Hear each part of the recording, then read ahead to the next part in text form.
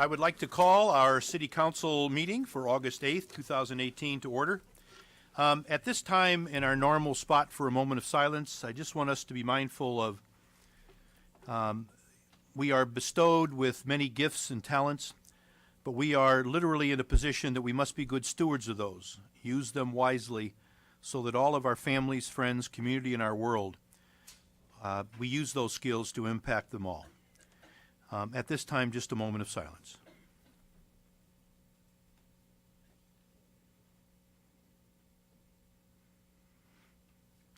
Thank you. Alderman Ambrose, would you lead us in a Pledge of Allegiance?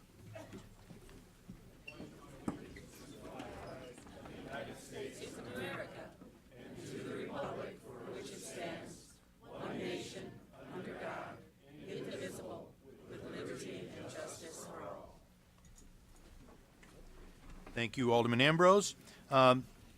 Jackie, would you please call the roll? Ambrose. Here. Condon. Here. Rawson. Here. Dickman. Here. Mattson. Here. Grip. Here. McGinnis. Here. Klohl. Here. Tompkins. Here. Dunn. Here. All present, Your Honor.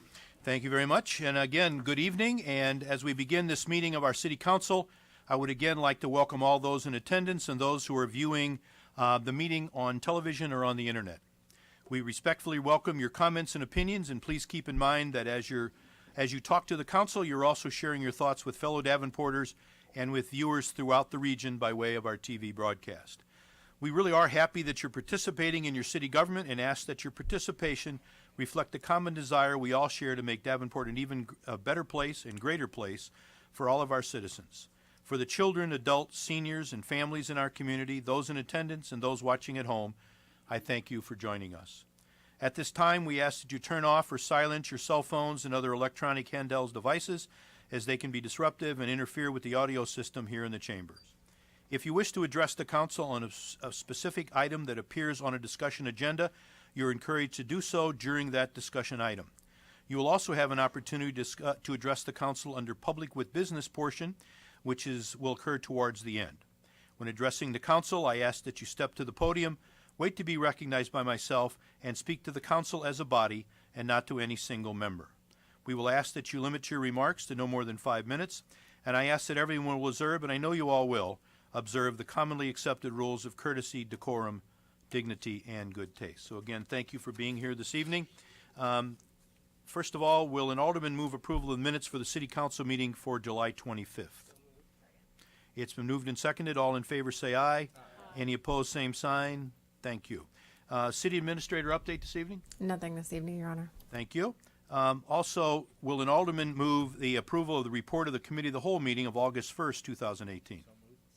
It's been moved and seconded. All in favor say aye. Aye. Any opposed, same sign. Thank you.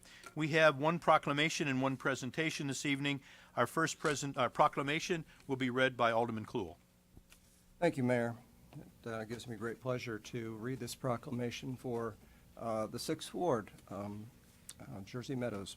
The proclamation reads as follows. Whereas the Davenport 2025 Comprehensive Plan identifies neighborhoods as the basic building blocks of the city, and whereas the Jersey Meadows has defined themselves as the area of Julie Lane Court on the north, East 59th Street, Meadows Place, East 58th Street to the east, Woodland Avenue, East 56th Court on the south, and Jersey Ridge Road on the west. And whereas the Jersey Meadows has established bylaws in accordance with the city's neighborhood recognition policy, and whereas the Jersey Meadows has provided to the city and will maintain accurate contact information for the leadership of their organization, and whereas the Jersey Meadows will schedule and publicize regular public meetings to encourage the involvement of their neighbors, and finally, whereas the Jersey Meadows has shown the desire and capacity to partner with the city to improve the quality of life within the neighborhood and Davenport. Now, therefore, we, Frank Klipsch, Mayor, and the City Council of the City of Davenport, Iowa, encourage all citizens to participate in their neighborhood associations, and on August 8th, 2018, do hereby proclaim Jersey Meadows a recognized neighborhood. And I assume you move the ordinance? I would move that proclamation, ordinance. Is there a second? All in favor say aye. Aye. Any opposed, same sign. I think Joel Moore, President of the Neighborhood Association, is here to come up and accept the proclamation.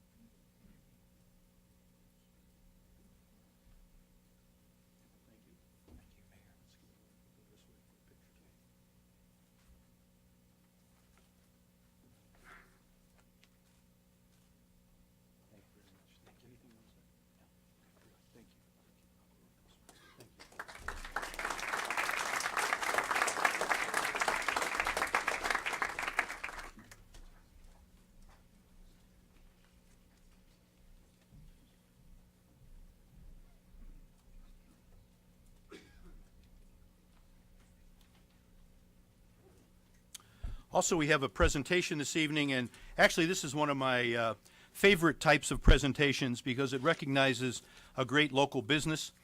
You know, after we have a tendency to recognize some of the large businesses in our community, but really the heart and soul are the smaller businesses that employ 15, 20, 30, 40, 50, 100 employees that really are the foundation of this community. So let me read this presentation, and I'll come around and make the presentation in just a moment. In the early 1960s, John Gonzo Puente and his wife Frances were one of the first to bring Mexican food to the Quad Cities, selling their tacos at the Mississippi Valley Fair. With limited money, they invested all they had in creating El Puente Cafe, a small restaurant in Bettendorf in 1964. With Quad Cities' love for quality Mexican food growing, Mr. and Mrs. Puente decided it was time to move to a larger location, and in 1969 they moved to Davenport and renamed their restaurant to Gonzo's Mexican Restaurant. In 1972, Mike and Mary Ann Puente, John's daughter and daughter-in-law, opened their own Gonzo's restaurant at 5 Points in Davenport. 27 years later, Gonzo moved to their current location at 3923 North Marquette, where Puente, Mike and Mary Ann's son, currently runs the family business and keeps the Puente family tradition alive. Under Pat's leadership, Gonzo's was the first to bring Cinco de Mayo fiesta to the Quad Cities in hopes to sharing Mexican culture with our community. Our Cinco de Mayo fiesta has quickly grown into one of the largest in the Midwest, and I'm delighted to say I've been at all of them, I think, and part of that, and it's been great. As a family-owned local restaurant, Gonzo's is committed to giving back and supporting our wonderful and accepting community. We are proud to have an opportunity to give back through our annual Cinco de Mayo, 5K, and Fiesta, and through monetary and food donations to various local organizations. Every year, we are proud to donate our food and time to serve the homeless at Cafe on Vine. Gonzo currently employs 34 employees, but there's been hundreds over the years that have been part of that wonderful organization. So we want to recognize the Gonzos as our local business unique to our community. If you want to come up, the family, come up for a moment.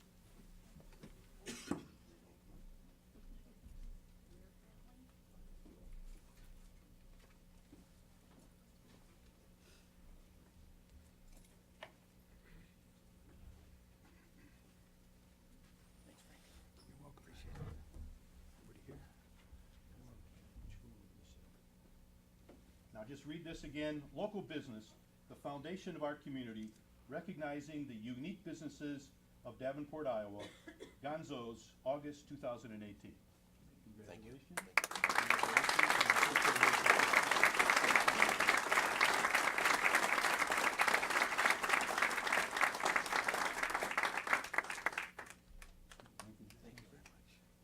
We would like to thank the community.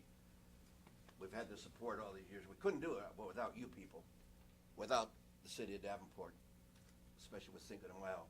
We raised $8,000 for autism last year. This year, it goes to a good cause. My grandson, youngest grandson, is autistic, so it stays in the community, and I love this community. Thank you all.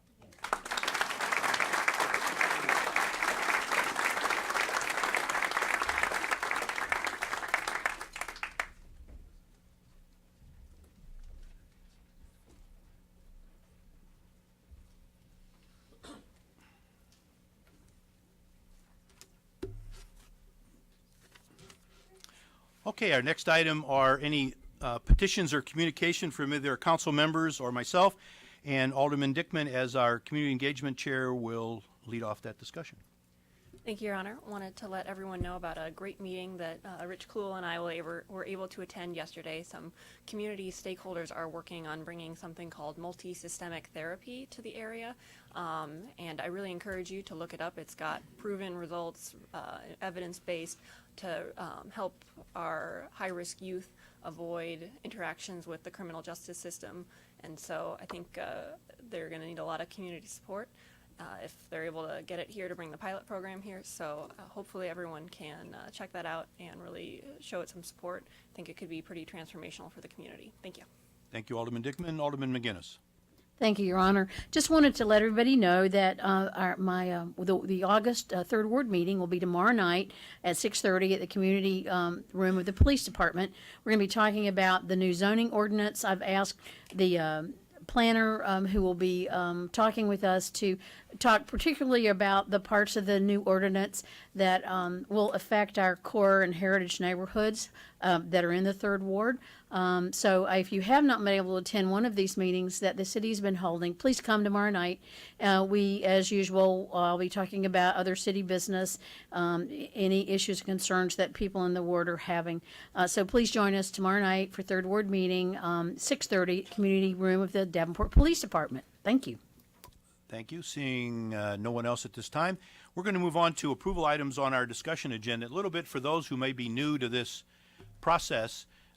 Any ordinance or changes like an ordinance, which is a law for the city, it takes a 6-week process. So we have a first reading and then a council meeting, and then it goes on for 6 weeks. This is and some of these you'll hear a first consideration, second consideration, and so forth, meaning we've had a 2-week cycle already and moving into the next one, whatever it happens to be. All the items, some of you were here and saw a very, very long agenda. Any of the agenda items that didn't have any discussion or questions will be done in our consent agenda later in the meeting. The items that require or really warranted more discussion will be talked about now.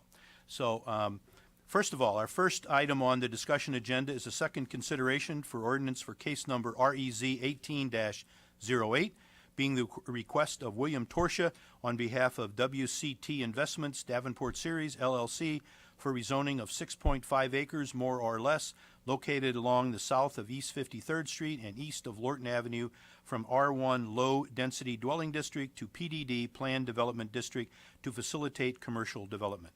Is there anyone from the public that would like to speak on this?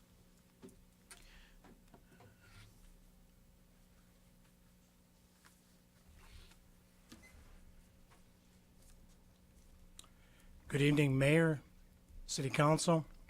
My name is Michael Malloy.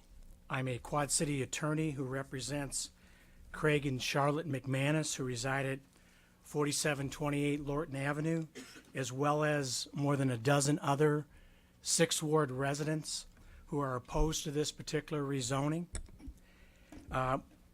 Previously, we've already told you what our opposition to this rezoning is, revolving around the traffic that this particular rezoning is going to generate in conjunction with the future reopening this year of the Costco property directly to the north of this property on 53rd Street. We also addressed to you the stormwater issues that the neighborhood will encounter as a direct result of this particular rezoning. Originally, we proposed that the City Council either vote this rezoning down or add 5 conditions to the rezoning to minimize the impact to the neighborhood residents and taxpayers residing to the south of this particular rezoning. We have narrowed that particular request down to 2 requests now, ladies and gentlemen, from the original 5.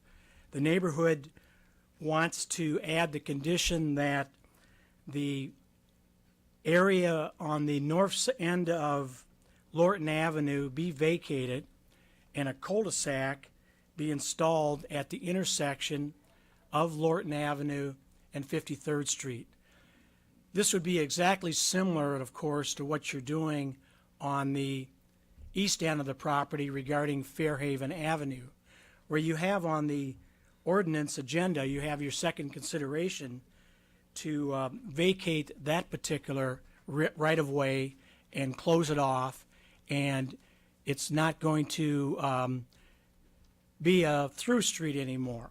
We suggest that this same change should be made to Lorton Avenue that you're proposing to Fairhaven Avenue. Secondly, Fairhaven is a city street from 53rd Street to 46th Street that has not been properly maintained by the city of Davenport. It's in a substandard condition. I think if many of you drive on it, you'll see the potholes, the wear and tear, the cracks, the damage on this particular street. Of course, this particular rezoning will only exacerbate those particular conditions, and we believe that The second condition the city should add to this rezoning is that Lorton Avenue would be blacktopped or re-blacktopped from 46th Street to 51st Street. We believe both of these requests are reasonable requests and are in line with the conditions that you've already had on this particular rezoning. And we would request that when this matter comes up tonight for a vote before the city council, that a motion be made to add these two conditions to the agenda. We've already provided them to the 6th Ward Alderman, and we would hope he might lead the way on this. Thank you very much. Thank you. Is anyone else from the public?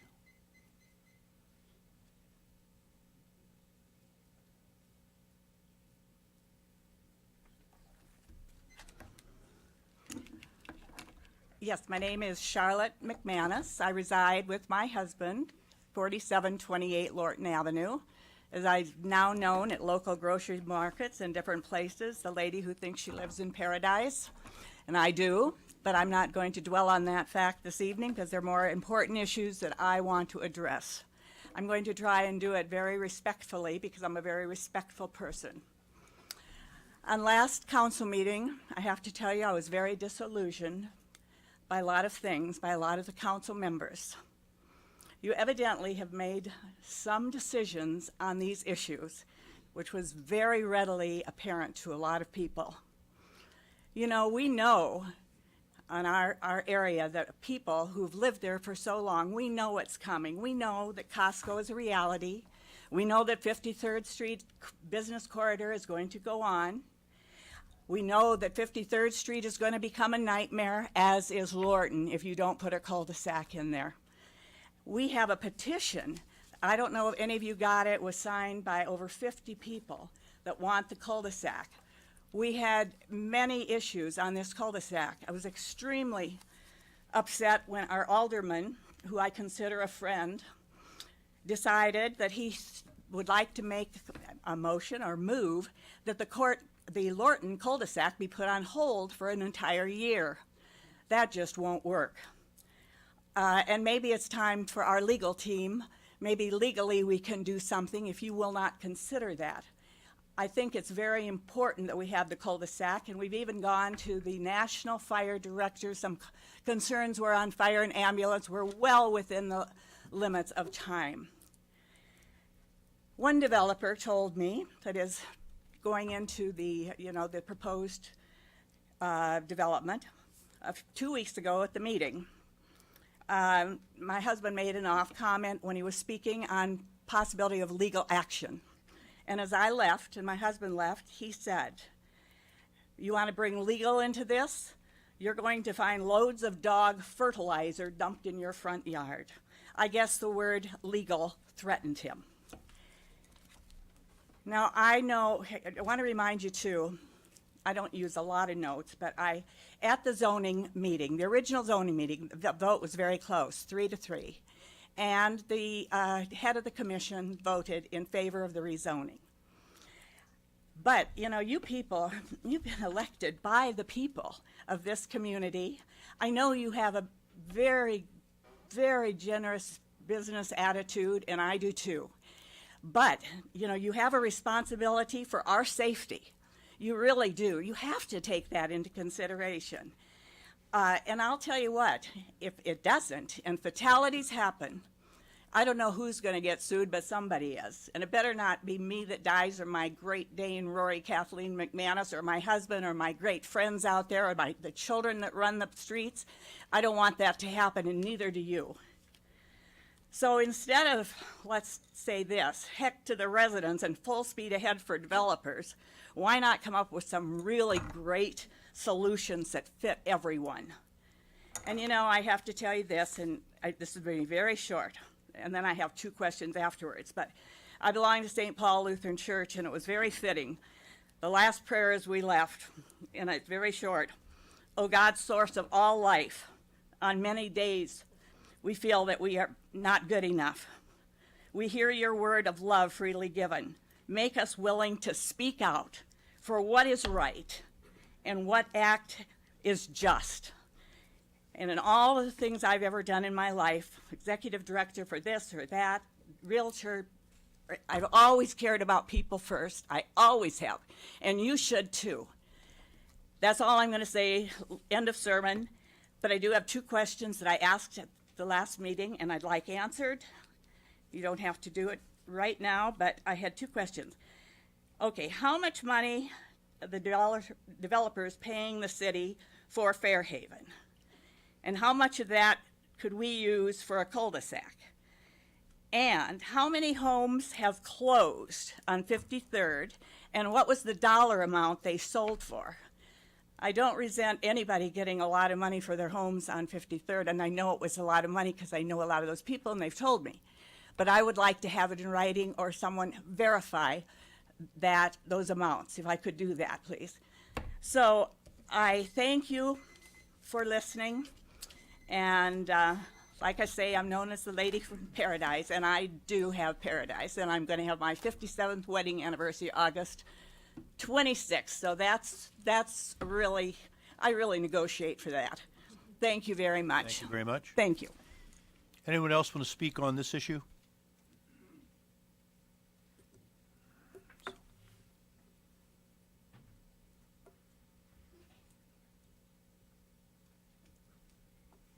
Good evening. My name is Christine Bennett. I live at 4919 Lorton Avenue.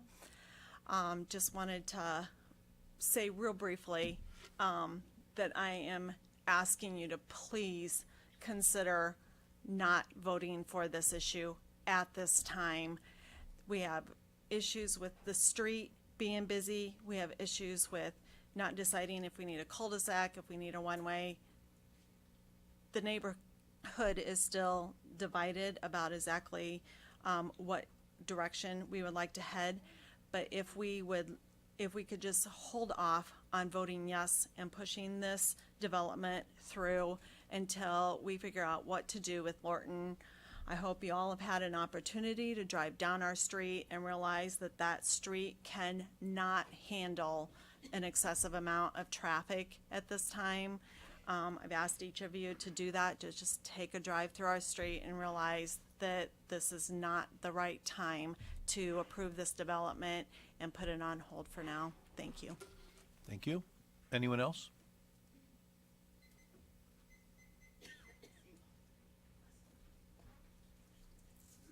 Patricia Bruner, 4840 Fairhaven Court. Last week I brought up to your attention the problem of the water just 1 block south of St. Ambrose. Last night I went out there to that community again. Not sure if anyone else has had a chance to go visit that neighborhood. But the road is still closed, just like it was on July 24th when I first realized that it was closed. It was raining last night. There was over an inch of standing or running water in their street. I talked to the residents because I don't just go there. I actually stop and talk to the residents. I talked to a resident that lives on the corner of Scott Street and 17th Street. He's lived there for 17 years. He said it's always been a problem. And I asked, did the improvements at St. Ambrose help your area? And he literally laughed in my face, just laughed. And then he said, no, they made it worse. They care about Locust. They don't care any farther from there. It was like, I came home and I was like, it was like I paid him to answer, like exactly how I expected. Like I was in shock because that's how I feel about my neighborhood. Yes, we do have water problems already, but this is just going to keep making them worse.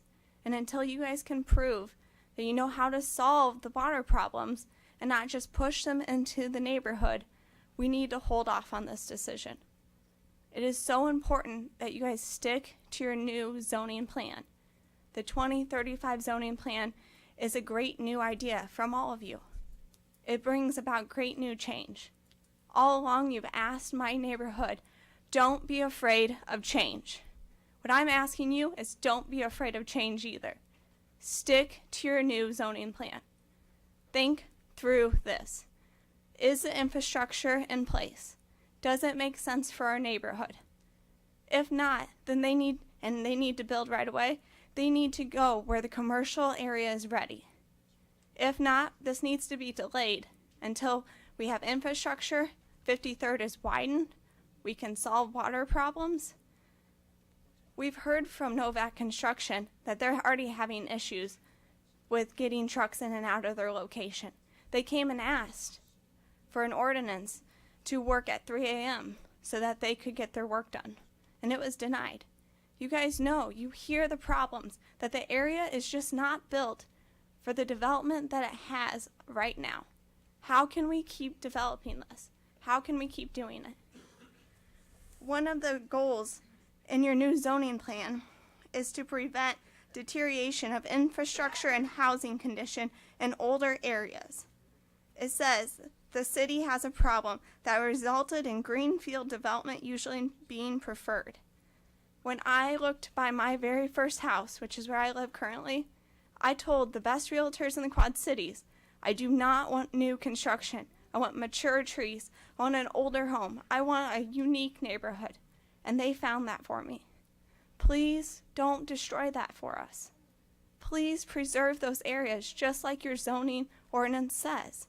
That is what you guys have been working so hard on. Please, please, I beg you to think through this. Think about what that change was supposed to be for.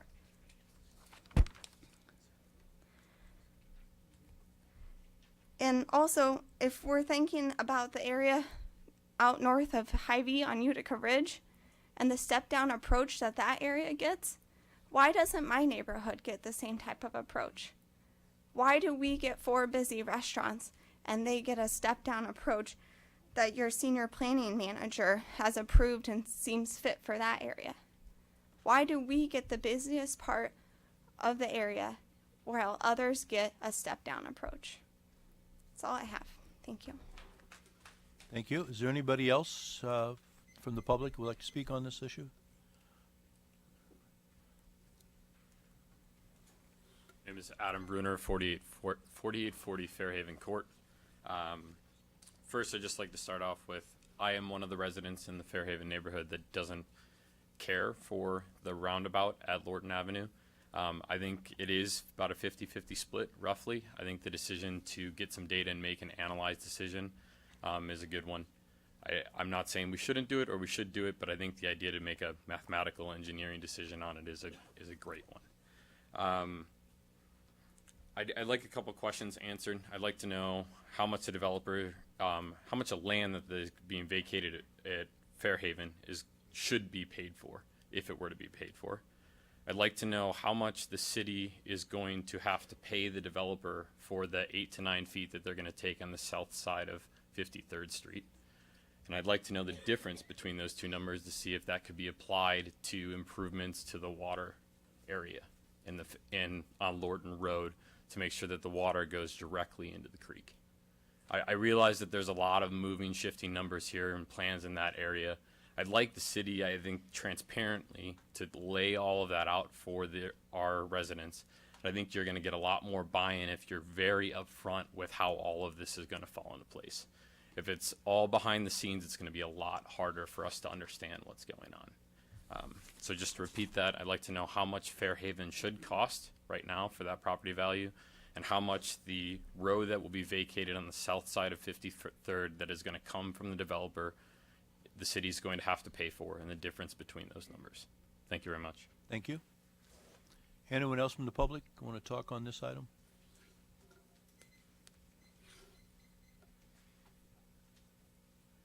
Hal Reed, 4919 Lord. I echo everything that the past people have said. And I must say thank you to the city for putting the speed light on the corner of my property. That at least slows the traffic down some. So thank you for that. I did not get a chance to, I was out of town during the ward meeting. And I asked that the situation of a one-way from 53rd to 51st going south be presented to the alderman. I don't know if it was or not. I don't know if he heard it or not. But I speak to you now. Please take that under consideration. A one-way from 53rd to 51st, which traffic would only be going south on Lorton from 53rd. That would cut down half the traffic for the rest of the street. I don't wear my white hat for surrender, because I'm not going to surrender. But then I have to choose my battles. And it seems like I'm fighting a losing battle as not to rezone this, because it seems that your minds are made up that this is going to happen. So what we need to do now is try to figure out the best way that we can live where we are in the most comfortable manner that we can. Ladies and gentlemen, please take everything that has been said under consideration. I do not want to stifle progress in the city of Davenport. I moved here because I liked it. I loved it. I'd like to stay here. So I don't want to stifle the progress, but I don't want to choke myself either. Thank you so much. Thank you. Anyone else from the public?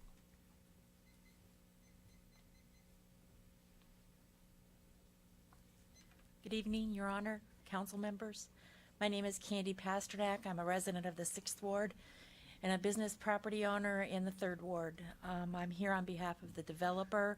I will keep my comments very brief. Specifically, I will be asking you to continue to support the recommendation of the Planning and Zoning Commission, who recommended approval of this rezoning, and with that approval put several conditions, 10 conditions on that rezoning, which the developer has agreed to cooperate with and basically complete those conditions put on the rezoning ordinance submitted to you by Planning and Zoning. Thank you.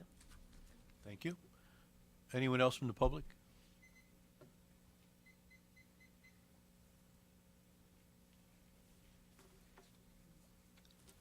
Good evening. My name is Peg Nielsen, and I currently live at 4838 Lorton Avenue. I've been a resident of Lorton Avenue for 24 years. I've been attending the neighborhood meetings, the zoning and planning meetings, the city council meetings, and I've been listening an awful lot to an awful lot of agreement and an awful lot of disagreement. And I believe that at this point in time, I just want to share my take on this whole situation. I think that I have a lot of common thoughts with most of my neighbors, and the biggest contention for all of us is losing what we have in our neighborhood, the most valuable piece of our neighborhood. When we first purchased our home, the real estate listing listed our home as Davenport's best kept secret, and there's a lot of truth to that. It was also listed as trying to think of the term, country living with city amenities, and we do have all that. So my thoughts to you today is I understand progress. I understand your job to develop our city, but I also hope that you very seriously consider your responsibility to the impact of this proposed development on our neighborhood. I fully understand the neighbors wanting to sell their properties right there on 53rd. If I lived there, I would sell too. My thoughts are that this type of rezoning for this piece of land is not the right type of zoning. I believe that there are other kinds of developments that could go in there that would not so detrimentally impact our neighborhood, we're talking about at least 2 drive-through restaurants and the traffic that they're going to bring. That is of a huge concern to me, whereas there could be other zoning, other kinds of development brought into that that would not push such imposition on us as a neighborhood. If it were some sort of office buildings that had limited hours, where they're not there till all hours of the night, in and out, up and down, I'm not opposed to there being a development there, but I am opposed to this type of development. I'm going to be in agreement with several of my neighbors that spoke tonight about putting this on hold. We do not know what the impact of the Costco opening up is going to be. I already know what the impact of the construction of Costco is, because I drive down Lorton and across 53rd to work every single day. I live the problems there. I sit at that stoplight at Lorton Avenue at 7 o'clock in the morning, just simply trying to turn right, and there's numbers of cars that run that, and I sit through a green light twice sometimes, my green light twice while they race through. I've experienced a rear end collision sitting at Elmore Circle and 53rd, and have paid the costs of that both financially and physically. There's already problems there, and I think before we make some decisions about what we're going to do for this plot of land with rezoning, I think we need to consider that there should be some other options other than the rezoning that allows fast food. The water problems, the traffic problems, the condition of our road, those are all very clear and evident. I don't hear anyone denying that. I would love to see the city come up with a valid plan for helping take care of our neighborhood before it crumbles even further. And I think that if we put this on hold until we are able to realize the impact of Costco and the widening of the road, I think we should be able to come up with some better solutions. The cul-de-sac is a possible solution, but I don't think it helps solve all the problems. I don't know whether I'm for that or against that, and I think Mr. Kluhl, took a poll at our neighborhood meeting and came to that consensus that there's a lot of people that don't know. So I would ask you to put this on hold, give time to see what the development is going to cause that's already there and happening, and then possibly look at some solutions for our neighborhood. Thank you very much. Thank you for your time. Thank you. Anyone else from the public who would like to speak on this issue? Seeing no one, will an alderman move second consideration? Oh. Yes, sir. I'm Craig McManus, 4728 Lorton Avenue, and I'm a professional salesman, whereas my wife was executive director of Miss Iowa pageant. She's been on stage with Lauren Bacall. The girl is good in front of an audience.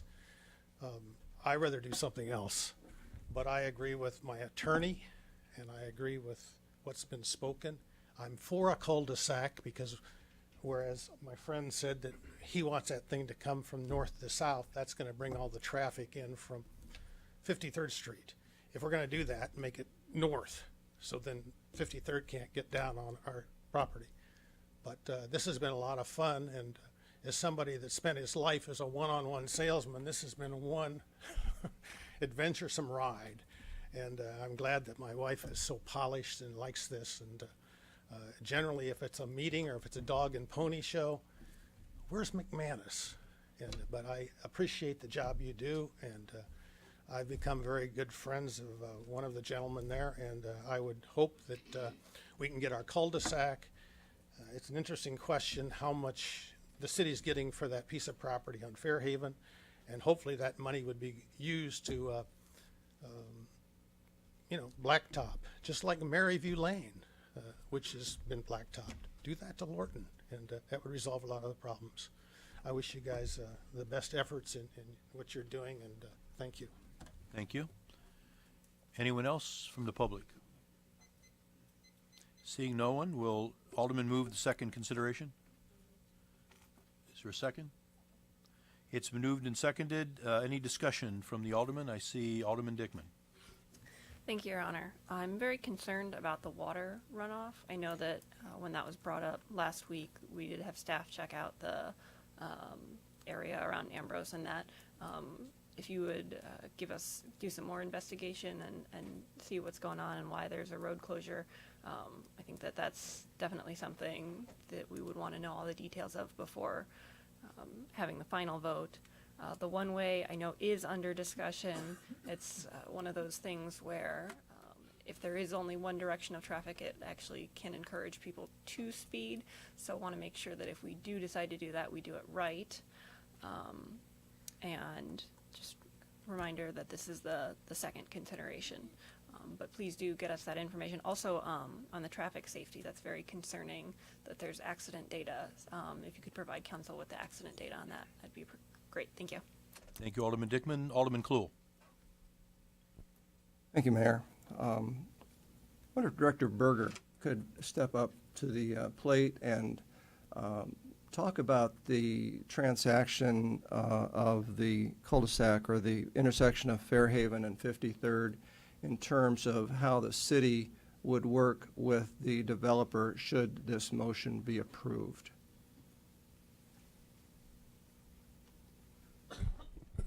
Bruce Berger, your Community Planning and Economic Development Director. In short, it's a two-phase process. So typically the city goes through the first process of vacating right-of-way, and then once that's done, then you would enter into the second phase, which would be negotiating. We've done, in terms of history, and I don't have the numbers, we as a city have vacated a right-of-way and donated it or sold it for $1 to property owners on both sides of the property, especially if we're no longer looking to use the property. That's probably more common, but we can look into that further. But as of now, since you're still debating, whether or not to vacate, we haven't entered into negotiations. Thank you. I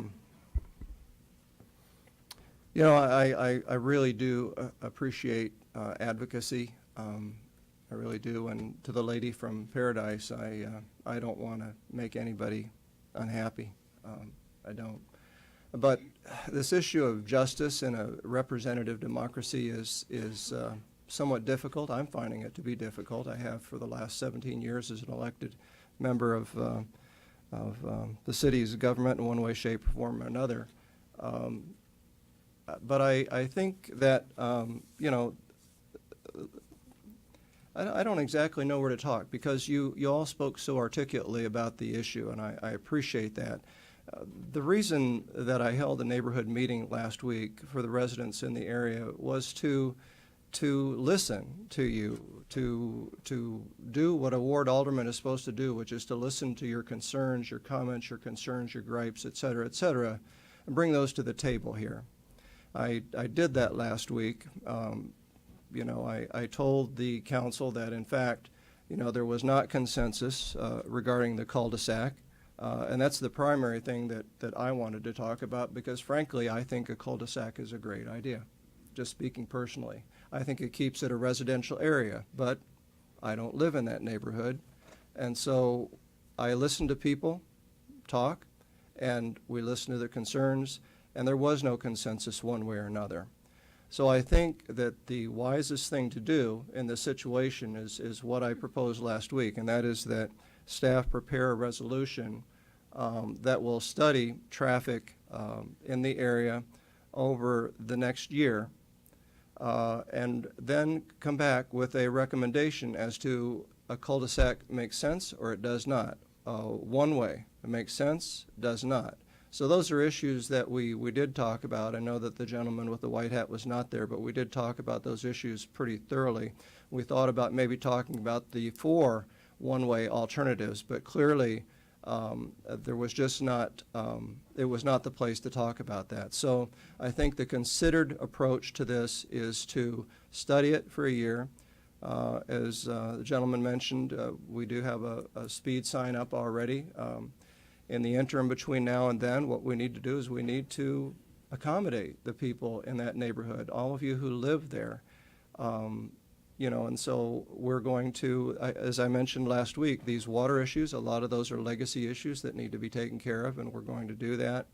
We'll say to Patricia, I did talk with Public Works a bit about the water issue out there at Ambrose, and it appears that that is not a problem with the containment system, but rather the slope of land out there is pushing that water into the street.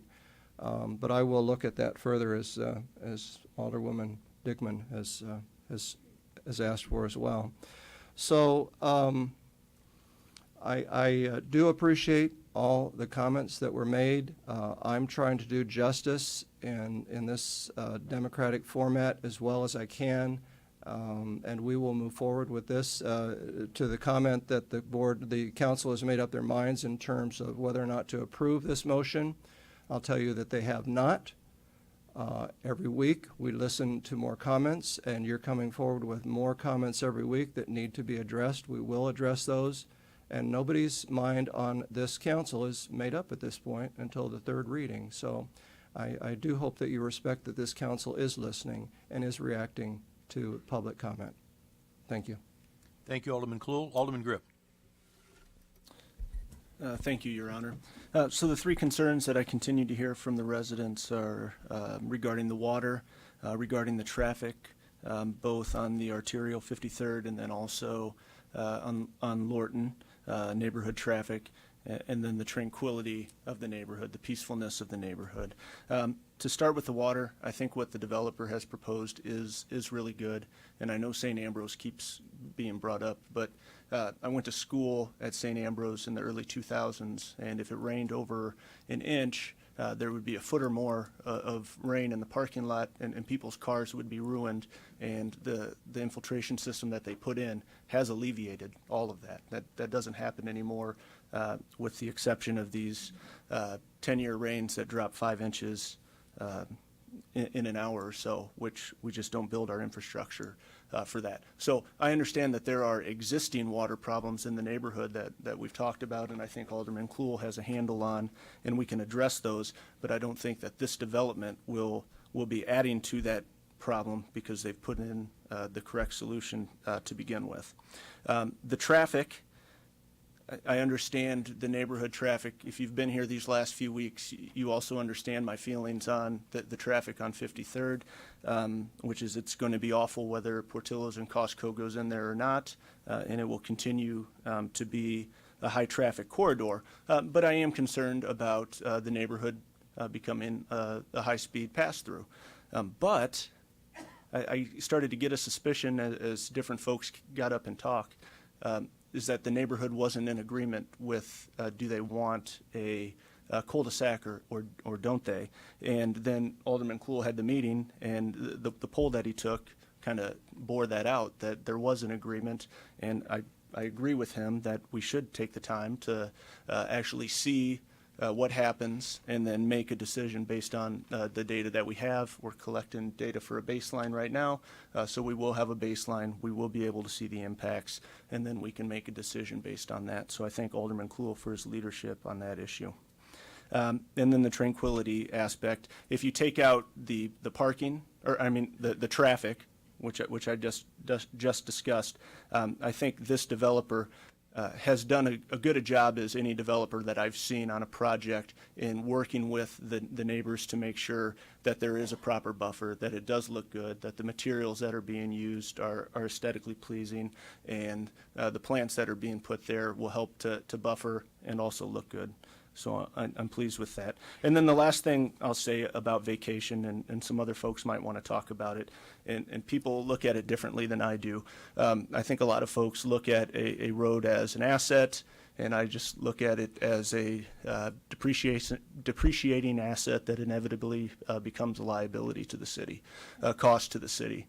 So you might say that land has value, but the value of that land very likely is not worth more than it's going to cost to replace the road on that land. So I don't have problems when we do vacations that make sense, because then that's 200 or 300 yards less of road that we have to maintain. And then the other thing, 3 years now I've been on the council, we've done a lot of vacations of road for certain businesses and organizations, and I don't think we've charged for that. And I don't know when the last time we have. Alderman Grip, we Yes. commonly, for the last few years at least, we recognize that these are really liabilities for us, and we appreciate when neighbors step up to take them over. So commonly, we're conveying them for $1.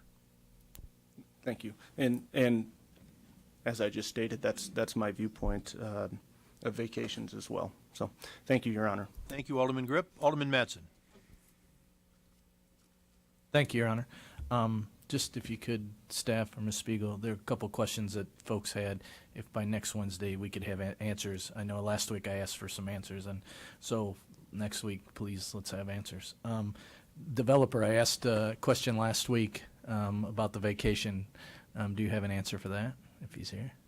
If not, I'll look forward to it for next Wednesday. Okay. The water thing, I know we got a briefing on that, maybe another one, a little bit, a better visual, maybe more simple for everybody to understand that for next time. So, because that keeps coming up, so maybe we need a refresher or a better visual on the water and how that's managed. And I stress again, we need to answer their questions, so please, thank you. Thank you, Alderman Edson. Alderman Ambrose. Thank you, Your Honor. You know, the St. Ambrose neighborhood and the St. Ambrose water collection system for drainage, you know, that's a neighborhood that's 150 plus years old. And Locust Street has been the natural boundary for storm runoff. Everything north runs towards the creek, everything south runs towards the river. So an issue south of Locust has nothing to do with the St. Ambrose stormwater collection system. But if you want to talk to somebody from St. Ambrose, I suggest you contact Father Bud Grant. You know, he was an advocate and really pushed the stormwater collection system, and the city worked with him, and it's been incredibly successful. So give Father Grant a call, and I'm sure he'll be more than happy to talk about how successful it was. Alderman Mattson, go ahead, another shot. Thanks for a second time. I just want to add what Alderman Ambrose said. There was a lot of discussion when the St. Ambrose thing came up, and the one of the huge ones was the water and where that's all going to go. I will say that we monitor that constantly, and their system they put in does take care of the water for that major project. We've had a couple other issues that we've worked through, but that has worked. And that was a big item of discussion, and we went through that in detail. So if they're using this as the guide, and maybe just a better understanding of what's going on for these citizens to help them understand that that did work. I agree with Alderman Ambrose. Thank you. Thank you. Anybody else from the council? Again, I would just remind everybody as we about to take this roll call on this vote, this is the second consideration, meaning this is the fourth week. If it does pass at this point, there'll be another 2 weeks of discussion on this as well. So with that, I'd ask the clerk to call the roll, please. Ambrose. Yes. Condon. Yes. Rawson. Yes. Dickman. Yes. Mattson. Yes. Grip. Yes. McGinnis. Yes. Cluel. Yes. Tompkins. Yes. Dunn. Yes. 10 yeses, Your Honor. Thank you very much. And we have also a second consideration on ordinance for case number ROW 18-01, being the request of William Torsha on behalf of WCT Investments of Davenport Series, LLC, for vacation or the abandonment of .34 acres, which is about 14,812 square feet, more or less, of right-of-way known as Fairhaven, extending approximately 280 feet south from 53rd Street to facilitate commercial development. Is there anyone from the public who would like to speak? Again, name and ward or location. Good evening, Mayor, Davenport City Council. My name is Michael Malloy. I'm a Quad City attorney representing property owners residing on Lorton Avenue in Fairhaven, including Craig and Charlotte McManus, who reside at 4728 Lorton Avenue. This is a request by the developer, WCT Investments, for you to vacate more than 1/3 acre of real property, approximately 15,000 square feet of real property, for the development pending on the rezoning proposal. Now, if you're going to vacate, ladies and gentlemen, the east side of the development, Fairhaven, then you ought to also vacate the west side of the development, Lorton. What's good for the goose is good for the gander here. Now, I've heard the 6th Ward Alderman and Alderman Grip talk about collecting data and having studies done on the vacation of Lorton Avenue. What studies has the City Council done or asked to have done on the vacation of Fairhaven? To date, I've heard none. You're simply vacating this particular right-of-way. This is public right-of-way at the developer's request without any kind of study or any kind of data, but you're telling the public that they're supposed to wait, the residents, they're supposed to wait 1 year for you to decide whether you're going to vacate and put a cul-de-sac on Lorton. To many of my clients, that makes no sense because you're not treating them the same way you're treating this developer. Why is he getting preferred treatment from the City Council tonight to vacate this land, this street right-of-way, which means you're closing it off, ladies and gentlemen, but you're telling us at the same time we need data, we need information on vacating Lorton because there's no consensus. What the hell consensus is there on vacating Fairhaven? I've heard none. I don't think anybody has come to you besides the developer and asked to vacate Fairhaven. So, of course, it begs the question about whether the city is going to go forward and vacate this property, the Fairhaven right-of-way, and ignore the Lorton Avenue property, and what the city is going to charge for this right-of-way. This is not some deteriorated back alley in the city that has overgrown weeds and trees and nobody's taking care of it. This is a street right-of-way that's being used by traffic on 53rd Street as well as Lorton, as well as Fairhaven, as well as 51st Street. So I ask the council to think about what they're doing here and to apply the same standards that they want to apply, that you folks want to apply to Lorton, to this Fairhaven vacation. Thank you. Thank you. Anyone out from the public like to speak on this one? Adam Bruner, 4840 Fairhaven. I promise I'll be brief. I realize that the developer didn't actually ask to vacate Fairhaven Road. I believe that's correct. The city actually recommended it to the developer and then to purchase the 2 houses on the east side of Fairhaven. If you want to fact check me on that, I'd love to know myself. That's what I've heard through the grapevine. I'm curious if the city would also consider not recommending Fairhaven, but recommending vacating Lorton and seeing if the developer would instead get rid of the contracts on the east side of Fairhaven and sign contracts on the west side of Lorton. What that would do is it would create a awkward shape for people to try to use as a drive-through. It would give the gentleman who spoke before me and his clients a less traffic situation and keep their paradise, but it would also still allow us access to 53rd and potentially the same size development. I know it's a curveball and a long shot, but I thought I'd throw it out there. Thank you. Anyone else?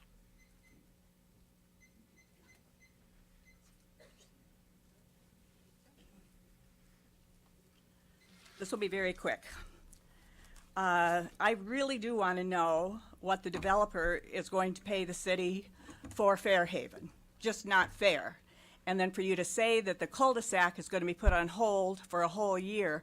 Next time you have a meeting of the neighborhood, make sure it's the neighborhood people that are really there. Why don't you go door to door? I'm trying to represent a lot of the people who don't speak at these things and don't give their opinions. They don't dare. I do. You need to find a more accurate number of people who want the cul-de-sac, who even understand what it is or what it means. We had a brief meeting that you passed around a slip. Half the people weren't even residents of the area. Go door to door, do something that's official, and make Portillo's give you a figure of what's going to be in the till for that amount of land. I have spoken for a lot of the people, and they've said they were very appreciative of my voice. But boy, you better listen just once to some of us. I just am so disillusioned again by your comments, and I dare say that. Thank you for your time. Thank you. Any other public want to speak on this? Seeing no one, will an alderman move the second consideration? It's been moved and seconded. Any discussion by any of our aldermen? Alderman Dickman. Thank you, Your Honor. Has staff opened that conversation that the gentleman just suggested about having the project expand further? Just if that is a conversation now that the subject has been broached, please let us know if that is something that either the developer or the neighborhood is interested in. Thank you. Anyone else? Okay, let's roll call, please. Condon, Yes. Rawson, Yes. Dickman, Yes. Mattson, Yes. Grip, Yes. McGinnis, Yes. Cluel, Yes. Tompkins, Yes. Dunn, Yes. Ambrose. Yes. 10 yeses, Your Honor. Okay, the ordinance will move to a third consideration. The next is a first consideration of ordinance for case number REZ 18-09, being the request of Jared Engler on behalf of McCarthy Improvement Company for rezoning of 1.5 acres, more or less, located at the northeast corner of Utica Ridge Road and East 56th Street from CO Office Shop District to C1 Neighborhood Shopping District to facilitate a commercial development. Again, Planning and Zone has forwarded this with a recommendation for denial, so it would require 8 votes for passage. Anyone from the public would like to speak?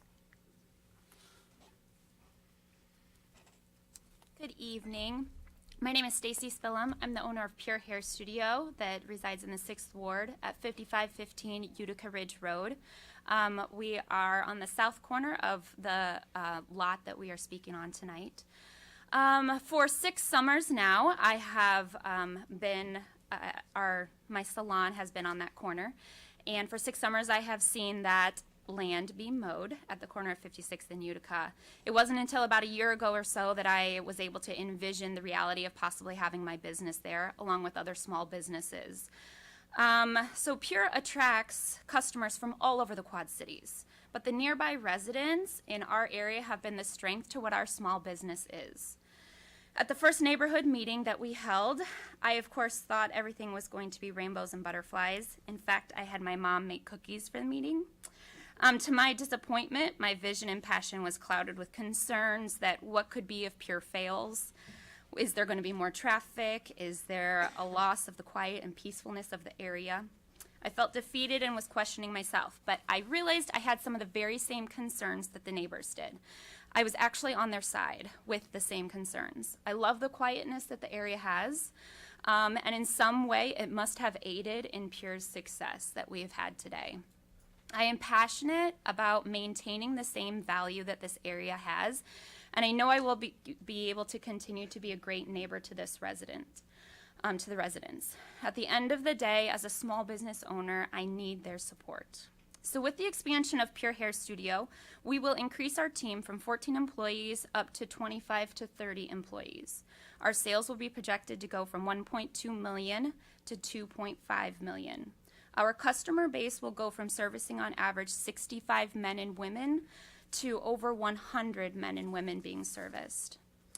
My proudest moments of being a small business owner have been the ability to employ beauty professionals that have previously struggled to make ends meet.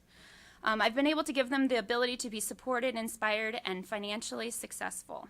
In our 5 years of business, because of the success that my young women and single mothers have had, we have had 6 first-time home buyers purchase their first homes in Davenport. So not only does our salon set our employees up for success, we also share that passion for success as potential landlords to other small businesses. So this location is the perfect combination of an ideal demographic of customers, steady guaranteed traffic flow, and the small business quaint setting for 2 other potential small businesses to be very successful next to us. I have a very high standard of conducting business that will expand throughout our whole development. Any neighbor of theirs is a neighbor of mine, and I take that responsibility as an honor and a privilege. I appreciate your time and allowing me to be here. This is quite an experience, and I appreciate your time in considering this proposal. Thank you. Thank you very much. Anyone out from the public?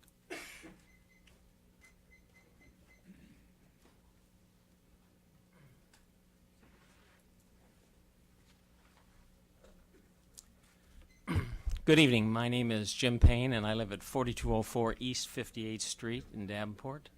I've lived there for approximately 6 years, and I'm currently the president of the Villas of Crow Valley Neighborhood Association. I'd like to begin by providing some background information on our neighborhood. It is comprised of 64 family villas located just northeast of the subject property. Most of the villas were built during the 2000 to 2004 timeframe. The total market value of the 64 villas is estimated to be about $23 million, or $350,000 per villa. The entire community pays approximately $500,000 in annual property taxes, or about $7,000 per villa. To my knowledge, Lot 1 and surrounding properties have been a CO district since at least calendar 2000, and that classification was a major consideration in many of our residents' home purchase decisions. Historically, our neighborhood has been populated by senior citizens. It has been a very safe and quiet area to live, with little outside traffic, and is physically protected from commercial development on 56th Street by berms. The villas have been very attractive investments for our homeowners, as they are located in a beautiful and secluded area near Crow Valley Golf Club. Resold villas typically are on the market for very short time periods, primarily because many senior citizens love the peaceful setting, the excellent physical condition of the villas, and the very well-maintained grounds. I want to make it clear that McCarthy Bush Company has been a very good neighbor to our association over past years, and I'm certain this will continue going forward. 3 Bush family members currently live in our neighborhood, and one of these family members serve on our current board of directors. My main opposition to the rezone petition has nothing to do with Pure Salon. In fact, I wish them great success going forward, and I may even become a future customer because they have an excellent reputation and I live so close to them. My primary concern is that eating and or drinking establishments will be permitted on Lot 1 under this C1 petition, thereby creating the possibility of excessive noise, additional nighttime neighborhood traffic, and lighting nuisances which will negatively impact our neighborhood lifestyle and property values. I'm also concerned that Lot 1 may be the first phase of a future effort to convert some of the remaining lots on the surrounding property to a C1 district. In the event the City Council decides to vote in favor of this rezone petition, I respectfully request that it consider amending the current C1 petition to allow additional restrictions on all future eating and drinking establishments that occupy on Lot 1. Following are some of the restrictions that I believe should be considered. First, and most importantly, an additional restriction limiting the size of eating and drinking establishments occupying the new Lot 1 building to not more than 2,000 square feet each. This condition would not require Pure Salon to change its current building construction plan for complementary businesses and would serve as a hedge against what no one intends, a subsequent owner converting the entire building into a mega bar or restaurant. Second, a restriction to require these establishments to close no later than 11 p.m. daily. Third, another restriction would be to rule out outdoor seating for all eating and drinking establishments.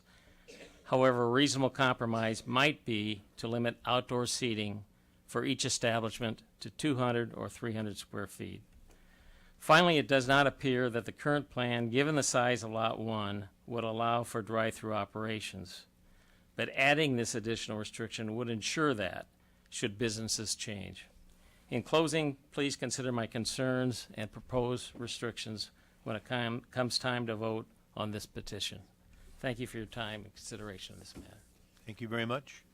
Anyone else from the public want to talk on this item?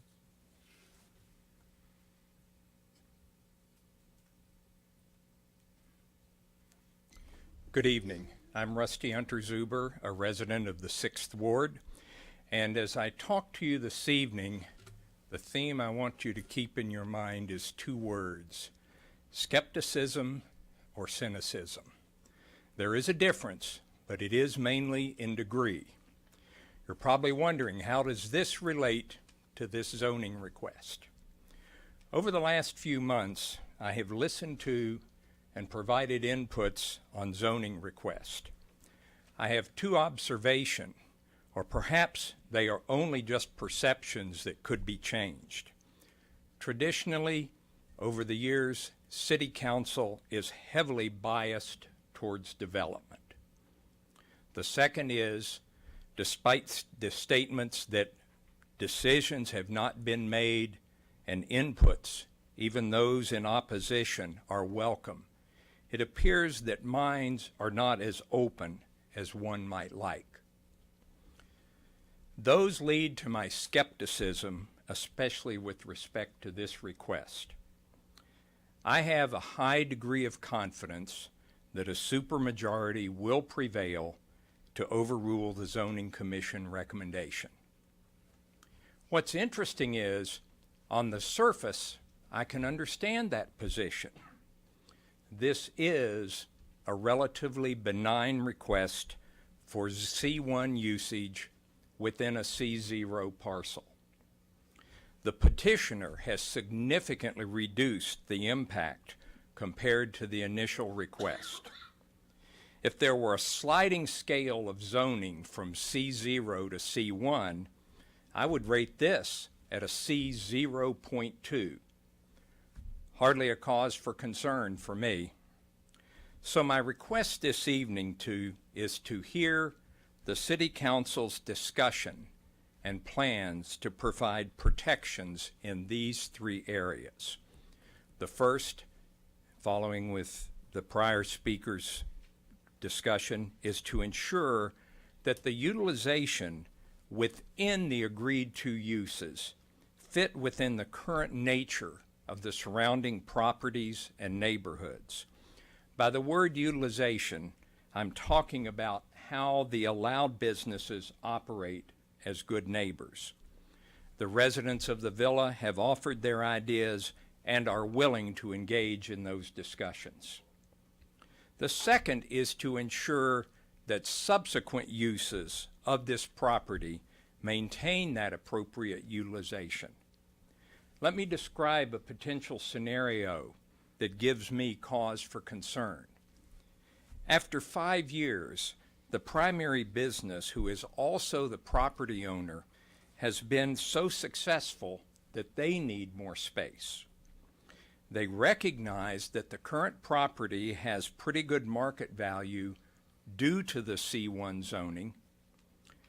They also realize that a different building configuration would better fit their expanded business. So they arranged to construct a new building on an adjacent parcel already zoned C0, and that requires no zoning action. They then put the C1 building on the market. A growing microbrewery buys the building because they like the location and they need the space. The new owner utilizes the first floor completely as the production facility and adds a second floor for the restaurant bar with outdoor dining space, including a beer garden. How do we protect against that scenario? The third is to address future rezoning of the remaining parcel. That scenario is even more plausible. In 5 years, the remaining parcel has not been developed as C0. An enterprising developer requests rezoning to C1 based on these justifications. There is no market, and this will never be economically feasible to develop as C0. One lot is already zoned C1, and parcels to the east are C2. Even though it is used at residential, the property to the north is zoned C0. So this will simply put C1 next to C0. The reality is that in 5 years, at least 50% of the faces of the City Council looking at me will be different. And if you don't think this is a plausible scenario, consider the pending request REZ 18-10 and 11. In 2011, this City Council zoned land R1 low-density residential. In the next 2 months, you will be going through the process to rezone that as R2 medium density and commercial. How much obligation will you feel to the comments from that City Council? Can you please wrap up your comments? Yes. So tonight, you have an opportunity and a challenge. The opportunity is to have meaningful discussions and take actions to provide protections for appropriate utilization, subsequent uses, and future zoning. The challenge is to keep me skeptical. Don't let me be cynical. Thank you. Thank you. Anyone else from the public want to talk on this issue? Seeing someone?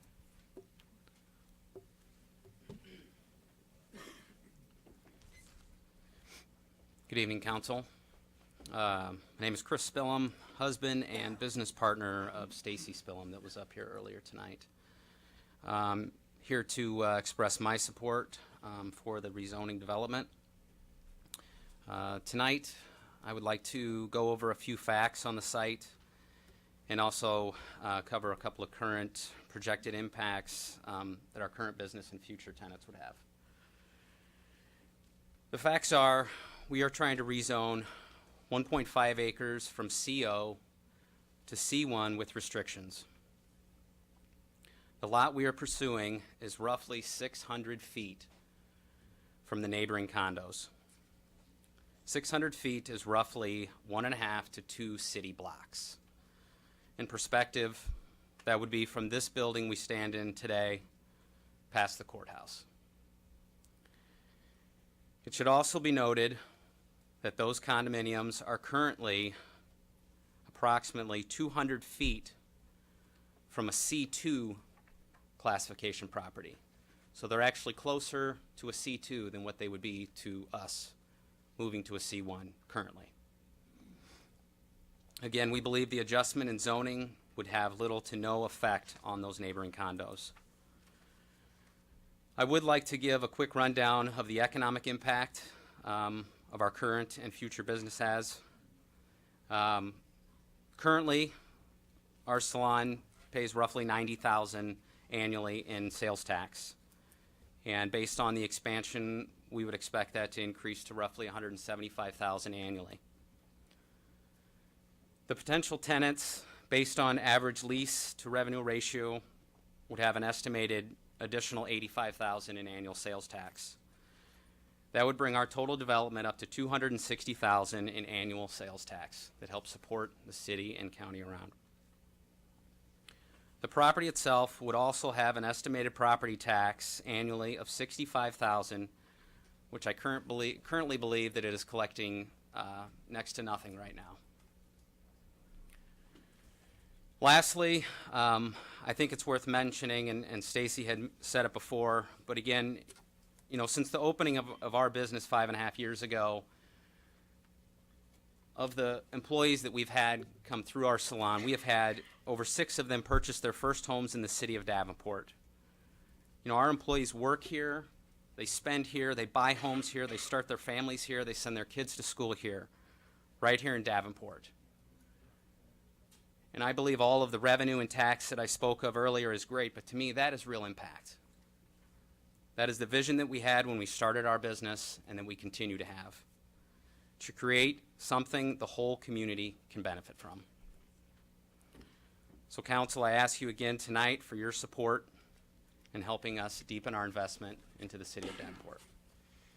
Thank you very much. Anyone else from the public who would like to speak? Hi, good evening. Jared Engler, Bush Construction. Just wanted to clarify a couple points. Again, we're only talking about Lot 1 for this rezoning application. I know that there's been some talk about the whole development, the original 8 acres. Just want to clarify again, we're only talking about Lot 1. Again, we've applied 13 restrictions to our current rezoning application, which was part of that neighborhood process that we went through with our neighborhood meetings. Also, I want to let everybody know that city staff did recommend approval of this application, the amended application. City staff also felt that this development, as amended, was consistent with the city's comprehensive plan, and that it allowed limited node of neighborhood commercial north of the adjacent regional commercial center. City staff also felt that this development, as amended, provided a step down in land use intensity to the north and east. Good things to note. I also wanted to note there was a comment about a drive-up. As our project is designed right now, based on the layout, a drive-up, it really isn't feasible to put on our current development. We've designed other drive-throughs for developments that we've built. There's a certain amount of stacking that has to happen to do a drive-up. In our current development, as it's laid out on the site, a drive-up is just not feasible. Also, as you've seen on our last presentation, the tenant spaces as they're currently designed are 2,000 square feet or less. So both of those future tenant spaces are already sized for that size of development. So they're already under that threshold. Also, outdoor seating was mentioned. The only possible location that outdoor seating could be put on this development would be on the south side of the building. Again, outdoor seating is not even proposed at this point. We don't have a tenant that's requiring outdoor seating.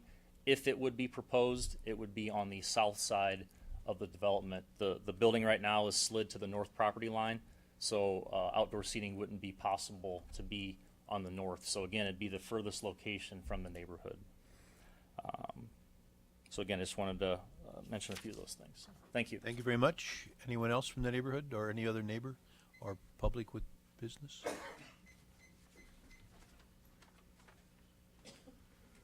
Your Honor, thank you for the opportunity. My name is Steve Darling. My address is 4231 East 58th Street. As Jim Payne pointed out earlier, I pay my taxes and I vote. C0 is a transitional zoning between commercial, allows very light commercial, and residential. Understand that my property is zoned C0. I don't really care what it's zoned. In fact, it's residential. That's what it is. It is not commercial, it is residential. The original zoning plan for that area was very well thought out by the original people, the original group of aldermen that created the C0 and then transition to residential areas. They knew what they were doing.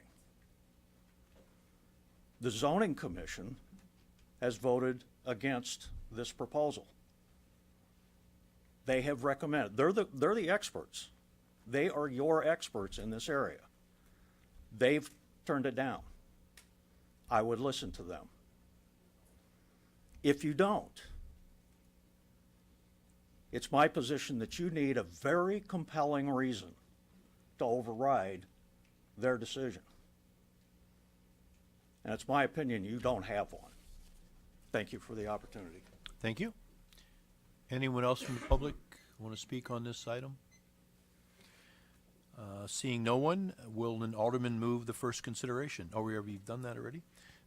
Any discussion by any of the aldermen? Sorry. Were there two? Sorry. Yes. Jackie, did you have a motion and second on that consideration? Oh, I'm sorry. Is there a motion? Yeah. I'm sorry, I have to do that. It's been moved and seconded. Thank you very much. Now, do we have any discussion from the alderman? Seeing, okay. Alderman Kluhl. Thank you, Mayor.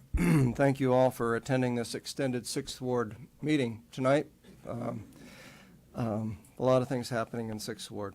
I really believe that every time that the council has something that comes before them, that they really need to let the public know where they stand on the issue. And so with this issue, As I said last week, I support the proposal. I think that, I talked earlier about the democratic process, and, we had 2 neighborhood meetings on this issue, and there was also a subsequent meeting with the housing associate, or the villas, and the developer to work through a number of restrictions in addition to the original motion and or the original proposal.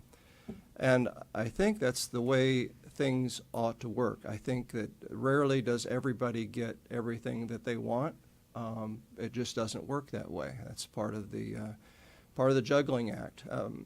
As to the question that came up, somebody talked about the balance, the overwhelming notion that the council is moving more towards development than protecting residential. I understand that, and I believe that in the past, in my opinion, this council has been very pro-development. My position is one of balance, trying to find a balance, and I think that the process that we went through, the neighborhood process, was appropriate, and that we came to some conditions that were in the middle. It's not going to be a C2, it's proposed to be a C1. I will say that in terms of Lot 2, I will resist anything other than that being remaining CO. That's in respect for the neighborhood. I think that in terms of the comprehensive plan, residential general, that the C1 designation is appropriate as long as it's on the edge. It's kind of a step-down process. I think that we're totally in compliance with our comprehensive plan in that regard. I know this is a difficult situation. I appreciate the comments. My position is still to support this motion. Thank you very, very much. Alderman Tompkins. Thank you, Your Honor.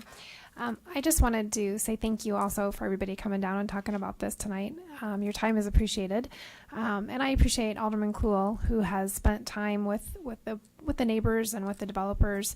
I do think that we do have a good process. That's why we have those meetings. And if there's more than one meeting necessary, then that's what we do, and that's what happened in this instance. And obviously then we have a 6-week process. So I appreciate the developer listening and adding those restrictions. That's certainly helpful. When it comes to traffic and other items of concern, development happens every day, not just in Davenport, but across the country. And we work with different departments. There's different things that can be done to address those issues. Again, we do that every day. That's what we have staff for. So I hope that we can make this a win-win for everybody. And again, I appreciate everybody's time and willingness to come together and hopefully come to an agreement. Thank you. Thank you, Alderman Tompkins. Alderman Condon. We've said publicly here a couple times in the last few meetings that zoning speaks to use, but it doesn't necessarily speak to quality, and I think there's a high trust level amongst the residents and the developer that what will be done well. But there have been a few restrictions that have been thrown out there that the developer, for instance, has said that the building isn't even conducive for a drive-through, and yet that's not in writing that there will be no drive-through. I'd like to make the request to the developer that if there are additional restrictions that you find acceptable, to please volunteer them to the residents rather than leaving things just taking people's word for it, because a lot of this is concerning in the here and now, but even more of it for me is concerning 10, 15, and 20 years down the road. So I'd like more of those agreeable restrictions to run with the land rather than just being an agreement between, a spoken agreement between the residents and the developer. Thank you, Alderman Condon. Anybody else want to speak on this? Any other alderman?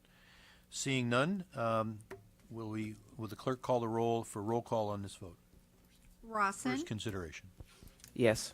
Dickman. Yes. Mattson. Yes. Grip. Yes. McGinnis. Yes. Kluhl. Yes. Tompkins. Yes. Dunn. Yes. Ambrose. Yes. Condon. Yes.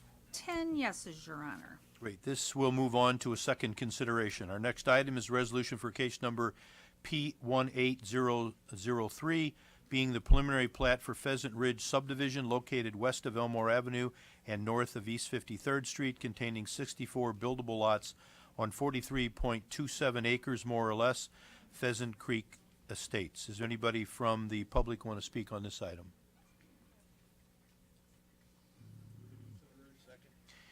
It's been moved and seconded. Any aldermen want to speak on this? Seeing none, would you please call the roll on this vote? For Dickman? Yes.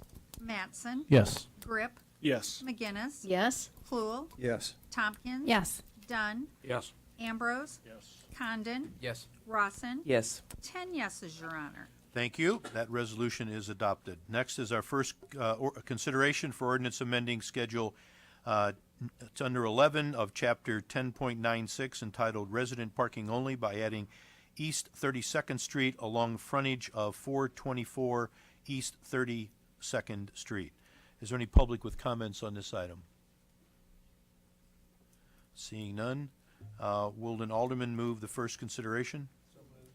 So moved. It's been moved and seconded. Any other discussion? Seeing none, roll call, please. Mattson? Yes. Grip? Yes. McGinnis? Yes. Cluel? Yes. Tompkins? Yes. Dunn? Yes. Ambrose? Yes. Condon? Yes. Rawson? Yes. Dickman? Yes. 10 yeses, Your Honor. Thank you. The Committee of the Whole recommends suspension of the rules and passage on first consideration. Is there a motion for suspension of the rules? It's been moved and seconded. Roll call, please. Grip? Yes. McGinnis? Yes. Cluel? Yes. Tompkins? Yes. Dunn? Yes.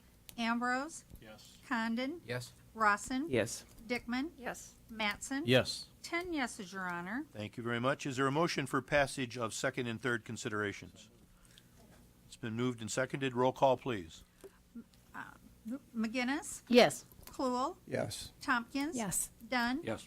Ambrose? Yes. Condon? Yes. Rawson? Yes. Dickman? Yes. Mattson? Yes. Grip? Yes. 10 yeses, Your Honor.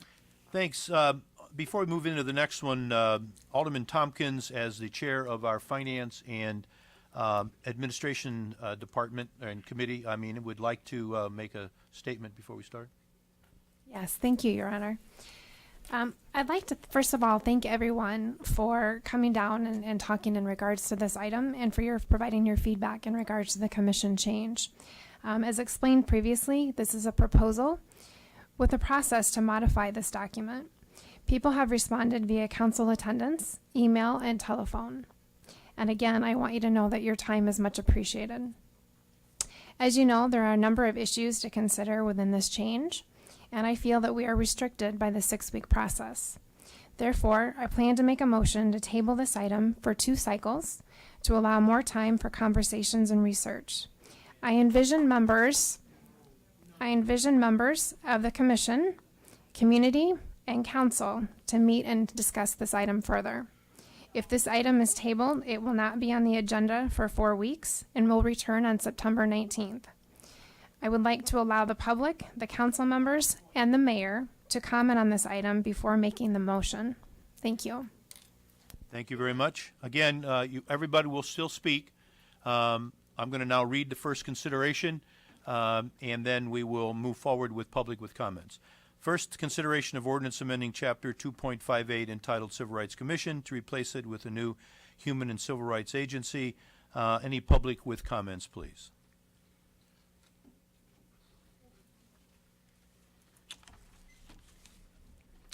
Good evening, Mayor, City Council.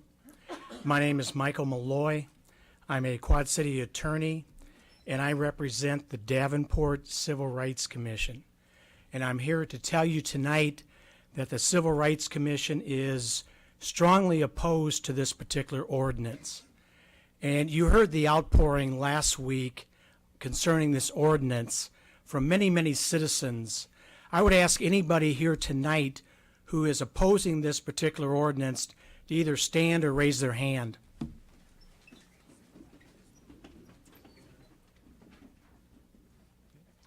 Thank you. Thank you. Not one member of the public has come to you in support of this ordinance. The only person that spoke in favor of this was paid staff last week in their slick presentation. they presented to you on this ordinance. And suddenly we have an ordinance here on first reading.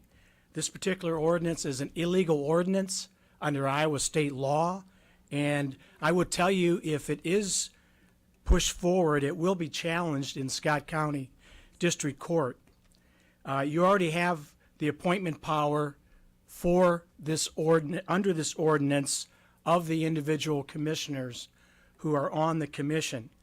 The City Council has the veto power on any particular nomination made by your mayor. Now, no one has requested this ordinance. There's no compelling reason to even table this ordinance for 4 weeks and prolong this misery for the public to have to come back here in 4 weeks. Your job tonight ought to be to vote this ordinance down and listen to the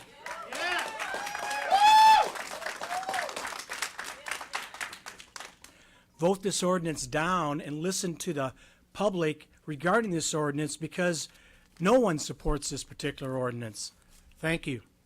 Thank you. Anyone else from the public want to speak on this? Yes, ma'am. Hi, I'm Josie Ironshield, and I live in Bettendorf, but I grew up in Davenport. I come over to Davenport and I shop in Davenport. I just have something that I want to say, and this is just my personal feelings on how I feel about the whole issue. I am a co-founder of Sage Sisters, an indigenous grassroots organization, and I come to you today on the issue of keeping the independence of the Civil Rights Commission. As well, I personally support Latrice Lacey also. But also, as a woman of color and having Lakota Sioux blood in my veins, that I know about civil rights being taken. If you pass this proposed ordinance and then change the name of the Civil Rights Commission, then you are ripping history away from the civil rights fight. I believe you do this, and soon every city everywhere else will follow suit. That's like the U.S. government signing treaties with my people and then breaking them. But wait, they already did that. Then the 7 members of the Civil Rights Commission will no longer be the ones that make the decisions about the administrative and with the budget. No. I think it's important to focus on the fact that the Civil Rights Department is efficiently run, and there is absolutely no need for change. The Civil Rights Commission has been in existence since 1962 and has been doing successfully. Why suddenly try to overhaul the Civil Rights Commission? Why change? The Civil Rights Board are made of humans who know the struggle and know oh boy. You want to try to strip the Civil Rights Commission decision making away from them. Makes me wonder if there is other ulterior motives here. I think that the independence should stay in the Civil Rights Commission. Let's not destroy what our founding fathers, Malcolm X, Martin Luther King, Medgar Evers, Russell Means, who fought for civil rights of people, but for all people, no matter your color or of your skin, they fought for that and they died for that. Please, please, don't do this, please. If it's not broke, then please don't try to fix it. Thank you. Thank you.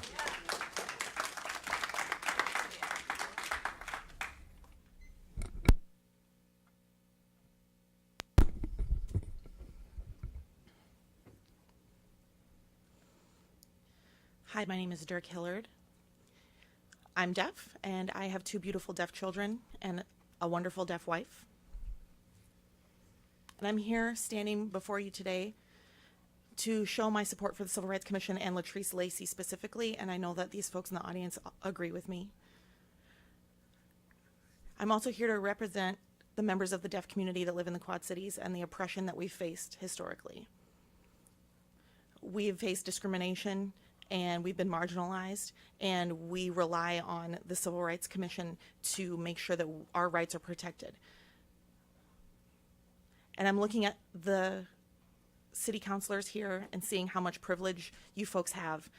You're white, able-bodied, and have many other privileges, and I don't think that you are in a position to be able to make the decisions about what civil rights means and what the folks of the Quad Cities who need their rights protected deserve to have.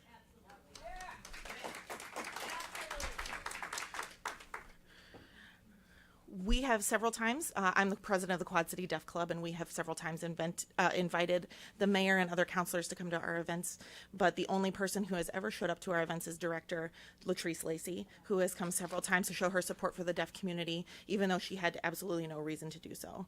This past Saturday, we had our annual picnic, and she came again and showed her support for our club. She shows the true spirit of an ally, and she is the person who is making sure that the Civil Rights Commission is running efficiently and that those folks have what they need to do their jobs well. So please leave the Civil Rights Commission where it is and support them in the work that they've been doing. And again, one of the responsibilities of those who have privilege is not to contribute to the oppression of folks who do not have those privileges. It's to use your privileges to create a better world for every person every day. And if you can't understand what the purpose of civil rights is, then shame on you.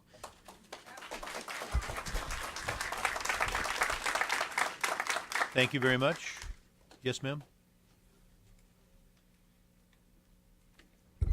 My name is Kami Pohl. I live in the First Ward, and I gave up my time last week, and I didn't get an opportunity to speak, so I'm going to do this. To the councilman that referred to this problem as a horse and buggy thing, I have to tell you it has nothing to do with my civil rights. I am a woman, and I have been discriminated against. I served in the military. I know what it means to be discriminated against. We started the Civil Rights Commission in 1962, ahead of the Civil Rights Act of 1964. It is our time to go forward, not backwards. To me, independence means free from. I do not want a politician having control over my daughter's, my grandchildren's future. I beg of you to vote this down. We still need more time to move forward.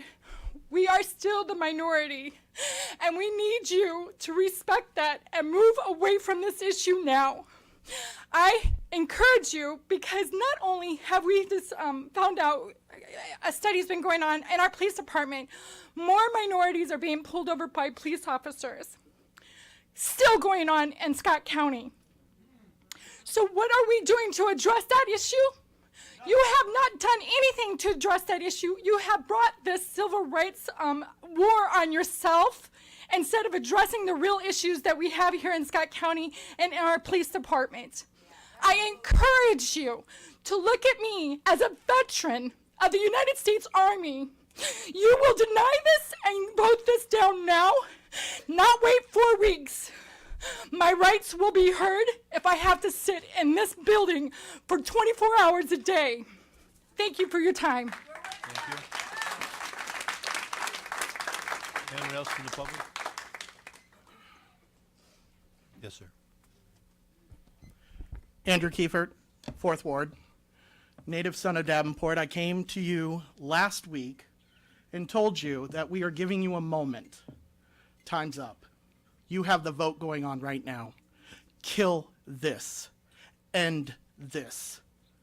Otherwise, your names are going to be attached to striking a blow against the LGBTQ community, the Black community, the Native American community, the disabled community, all the communities that the Civil Rights Commission fights for and protects. Your names and faces will be attached to this blow. Think about that. You got a couple more minutes. Vote this down now. Thank you.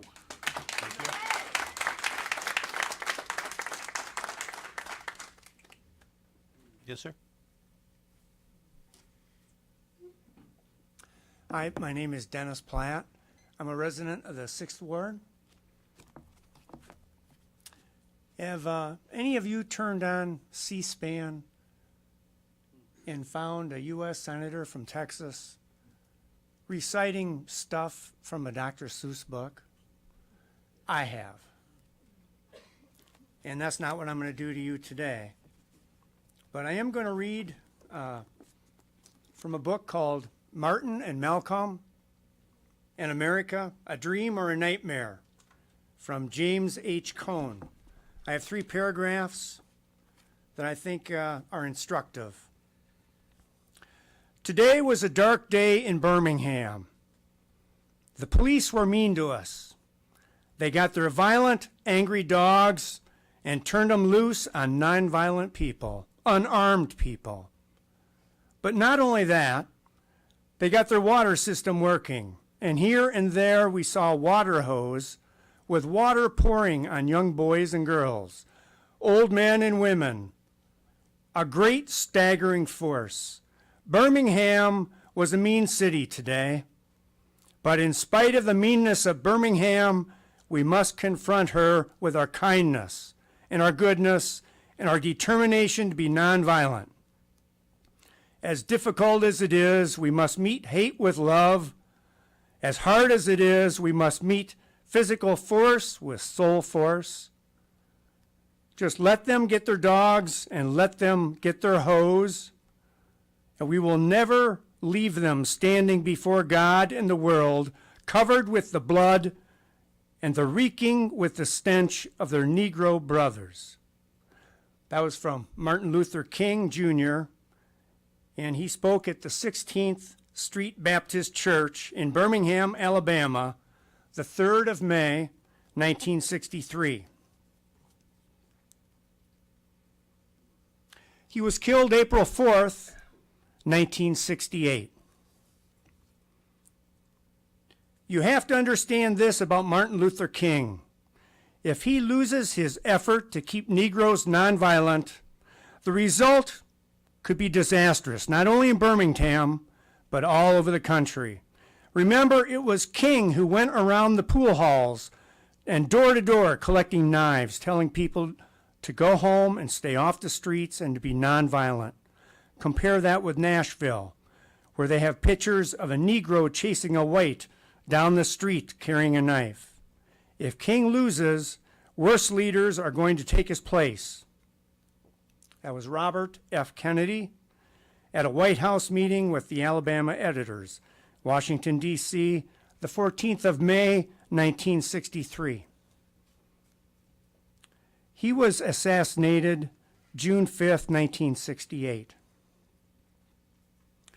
I tell you, one of the dangers of Martin Luther King, King himself is probably a good man, means well and all of that. But the danger is that white people use King. They use King to satisfy their own fears. They blow him up. They give him power behind his actual influence because they want to believe within themselves that Negroes are nonviolent and patient and long-suffering and forgiving. White people want to believe so bad because they're so guilty. The danger is when they blow up King and fool themselves into thinking that Negroes are really nonviolent and patient and long-suffering, they've got a powder keg in their house. Instead of them trying to do something to defuse the powder keg, they're putting a blanket over it, trying to make believe this is no powder keg, that it's a couch we can lay on and enjoy. That was Malcolm X. It was an interview with Claude Lewis in Harlem, New York, December 1964. Malcolm X was murdered. He was assassinated February 21st, 1965. Now, between 1964 and 1971, racial tension was so high that a riot could flare up in any town in America at any time, and it did. There were over 750 riots. 228 people were killed. 12,741 were injured. There were over 15,000 incidents of arson during this period. This is where we came from. This is not where anybody wants to go back to. Leave this commission alone. I implore you to withdraw this motion. Thank you. Thank you, sir.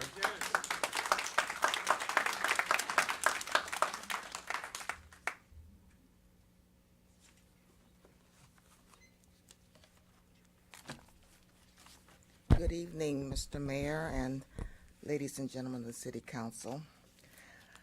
I reside in the 8th Ward. My name is Brenda Drew Peoples. I'm an attorney here in Davenport, and I served as the Director Attorney for the Davenport Civil Rights Commission for 15 years.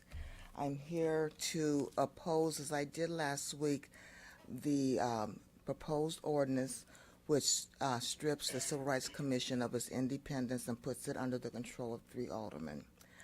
I had wanted to share something with you that is produced by your Civil Rights Commission, but I'm told that it has to be left in your boxes. Can I do that? Thank you. Okay.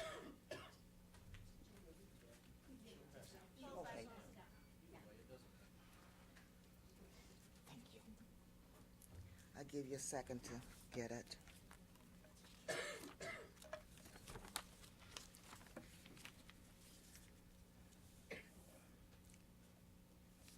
As that's being passed down, let me make some comments about my concerns regarding the dismantling of the commission. I've urged you all to look at the original or the current ordinance, compare it to the proposed ordinance, and compare it to the state law, and you'll see that the proposed ordinance does violate the state law, and that the ordinance that you have right now is an ordinance that's state of the art, if you will.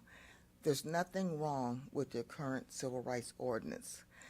I'm told by reading the proposed ordinance that there's a concern about accountability, excuse me.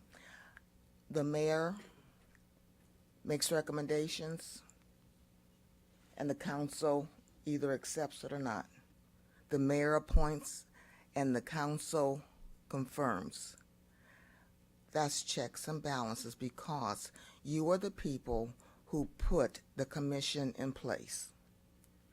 And if you know what the commission's roles are, then hopefully you'll be selecting commissioners who can fulfill those roles.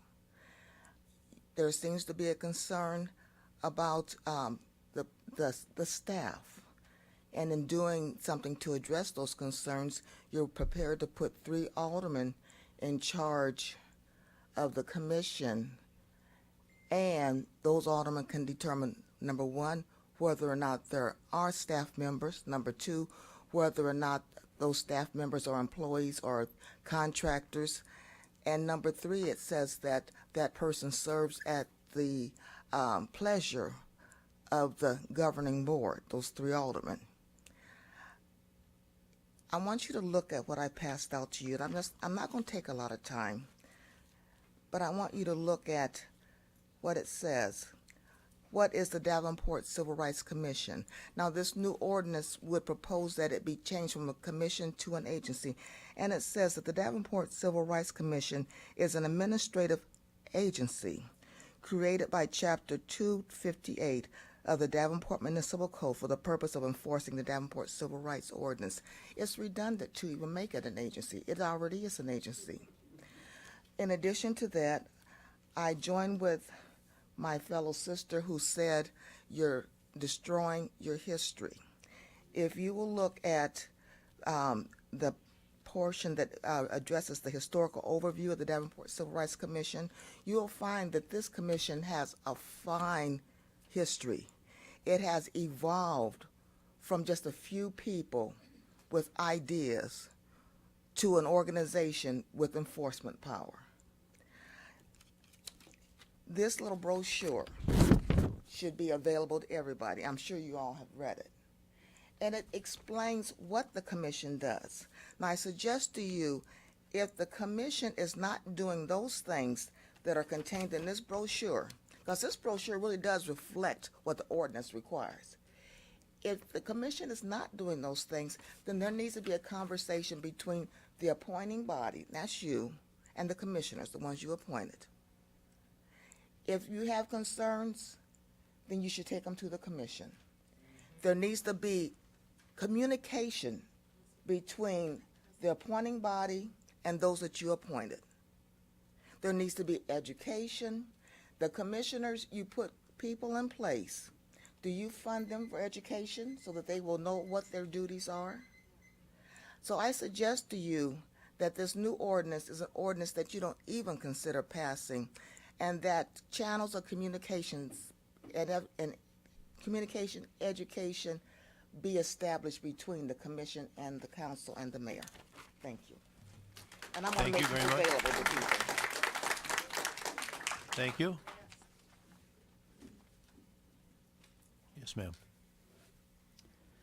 Yat Eshikis, she Regina Sosi, Hanarahni Nishle, Ashihi Bashichin, to the Chitni Dashiche, to Hana Dashanella, Aheha, Yat E. My name is Regina Sosi, and I am the president of the Native American Coalition of the Quad Cities, and also a co-founder of Sage Sisters with my fellow sister Josie. And I come before you to say that I am representing the different Indigenous and Native American people in the community here. You know, we have issues that are very, very important to us. And I just want to address one issue that I feel that we really do need the Civil Rights Commission, especially being a Native American person, an Indigenous person in this community. Earlier, there was discussion about development and zoning and building and infrastructure, you know, and I understand that. You know, the community needs these things to continue on with building up economy, supporting the work that is done in the community. But sometimes I think, as an Indigenous person, that one of our rights has been overlooked sometimes, and that is the protection of our religious rights as an individual, as a Native American Indigenous person. And, you know, taking you back 20,000 years ago, you know, our people were here first on this land. You know, we had families, we had our own cities, we had our own villages, we had a way of life, you know. And when that time of life came where death was upon us, you know, we would have our relatives buried all over this land, all over this land. Especially in this community here, you have the history of the Sac-and-Fox and Meskwakis and other Indigenous peoples who made this area their home. They buried their dead along the rivers here. They buried their dead all over this area here. And with the current development of construction, I wonder if it's ever considered that maybe by accident that some of these bulldozers or constructions overcome or come across a burial mound or an ancient human skeletal remain or some sacred sites that is accidentally bulldozed over or destroyed or you know, just maybe just buried over, you know. There are some laws in the state of Iowa with the Office of the State Archaeologist at the University of Iowa and with the advisement of the Indian Advisory Council that helps direct this department. And whenever there is any kind of development or any disturbance of ancient human burial mounds, then there should be some kind of procedure where all construction should stop, where our ancient ancestors can either be interned somewhere else instead of sometimes being bulldozed over by construction people or overlooked by planners that need to really stop and listen. Where are this construction area? What is significant about this construction area? You know, so this is where we feel as Indigenous people that the Civil Rights Commission can help us, can represent us and advocate for us when things like this come up.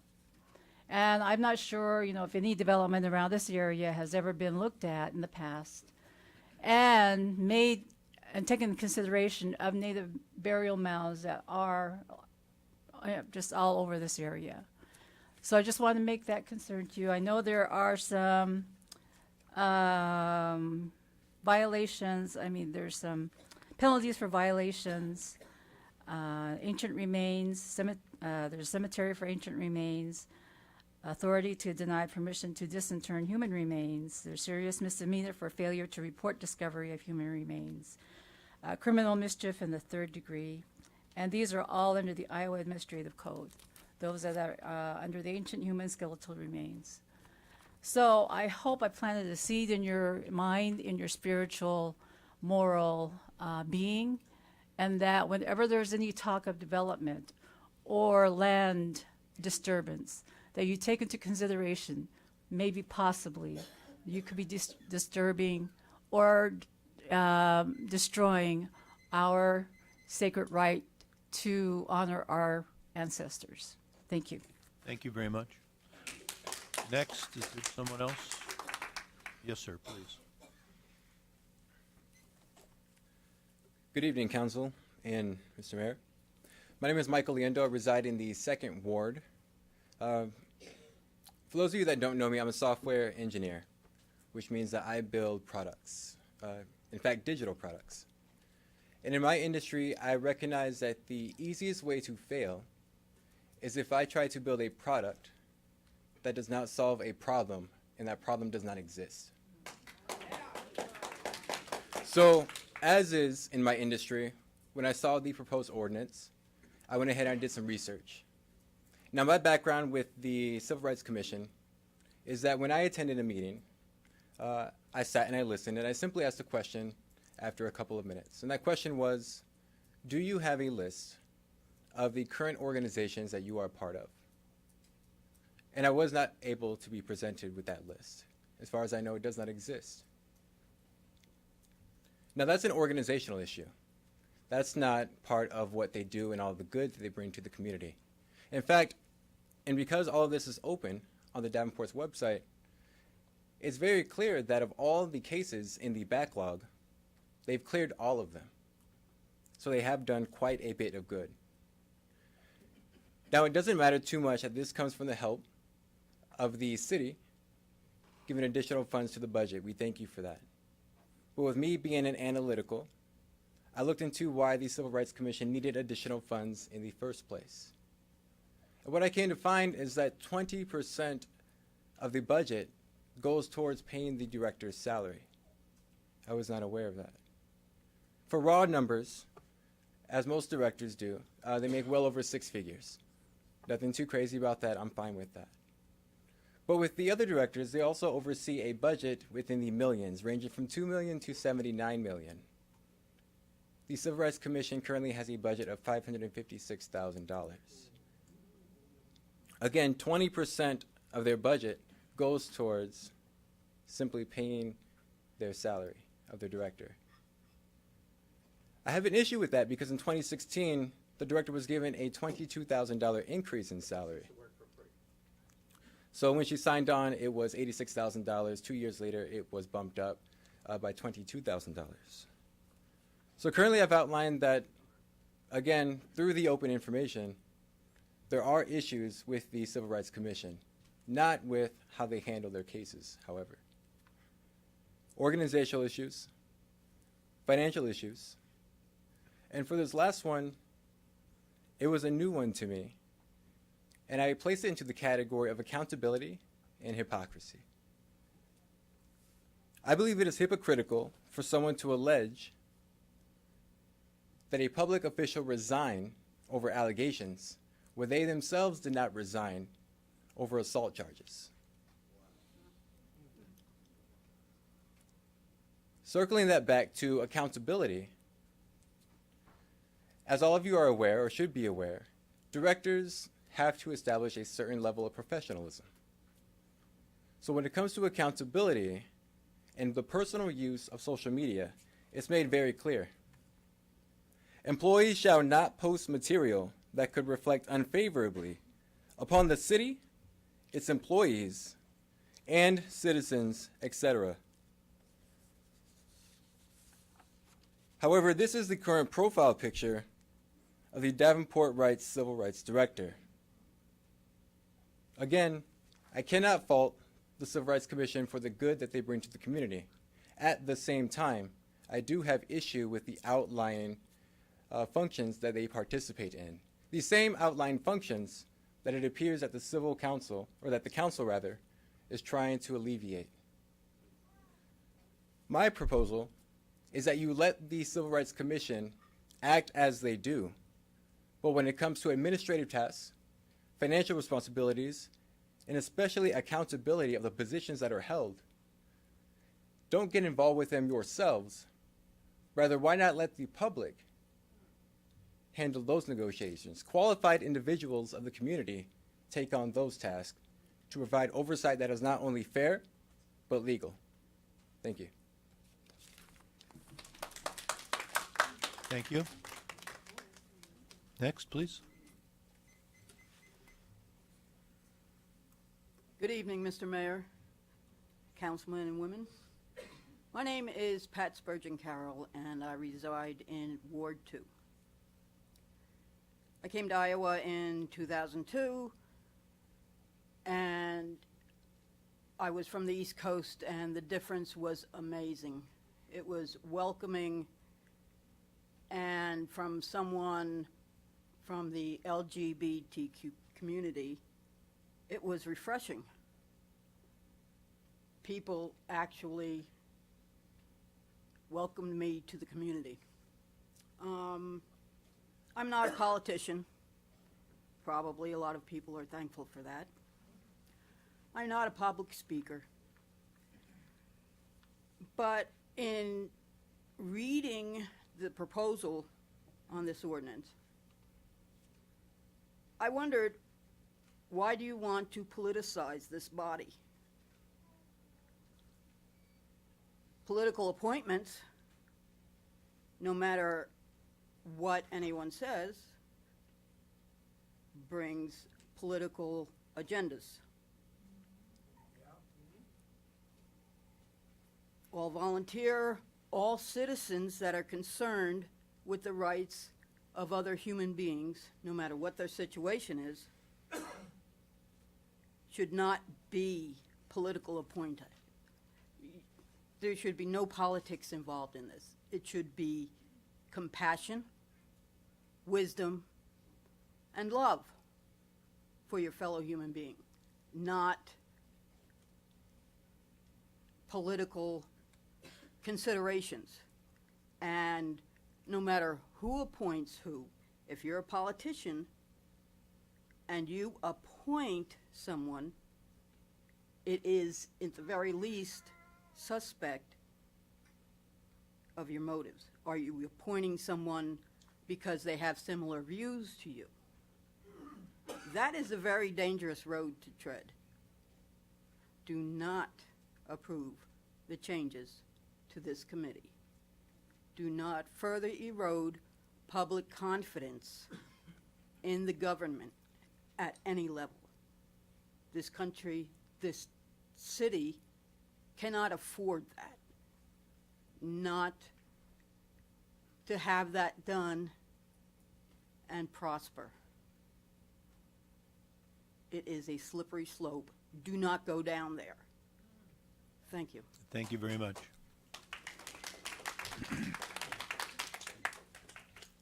Yes, ma'am. Good evening, Mayor, Council, and concerned citizens. My name is Jasmine Newton-Butt, and I'm a resident of the 6th Ward. Today I'm here to address you in my capacity as president of LULAC Council 10, located in Davenport, 1st Ward. For those of you that may not know, LULAC, the League of United Latin American Citizens, is the oldest and largest Hispanic civil rights organizations in this nation. LULAC formed at a time when Latino civil rights were trampled, and since 1929, LULAC has fought for equality and inclusion of Latinos. LULAC Council 10 in Davenport has been in Davenport since 1959, and for many years was the largest LULAC council in the Midwest. Today, LULAC Council 10 is the largest LULAC council in the United States. As president of Council 10, I have the honor and privilege of working with members of LULAC and our LULAC allies on issues and many great causes. Like the Civil Rights Commission, for decades LULAC has been a voice for those that cannot speak for themselves. Today, I voice our dissent of the city's recent proposal to strip the Civil Rights Commission of the independence that it currently holds. Members of my council have closely examined the proposed changes to the Civil Rights Commission and compared it to the current structure. We find that such proposed changes are unwarranted and lack good cause. While I am not going to address the legal issues, as such have already been addressed by other council, LULAC does want to make the city aware of its position in this matter. LULAC was in attendance last week when many concerned citizens and attorneys spoke out against the city's proposal. A question that was continually asked of the council and mayor was why? LULAC believes that the city owes the people of Davenport an explanation. We respectfully request that the city provide a comprehensive justification for the proposal. Furthermore, LULAC is adamantly against the idea of a governing board that would be made up of council members, as such would be tinted with undue influence from those that support their campaigns or those that have the inherent power by nature of their social economic status and affluency. It is imperative that the Civil Rights Commission remain completely independent, and even the appearance of impropriety would be sufficient to undermine the commission. This certainly should be a risk far too great for the city to undertake. LULAC understands this matter is being debated and feels compelled to make it clear that LULAC opposes any attempt to strip the Civil Rights Commission of independence and demands that the city provide an adequate explanation for such undertaking if the council does not vote it down today. I hope that LULAC's concerns are not taken lightly, and that each one of you does your due diligence before making any decisions that will impact the Civil Rights Commission, and by way of consequence, will impact all those people that are part of the protected classes that the Commission serves. Thank you. Thank you very much.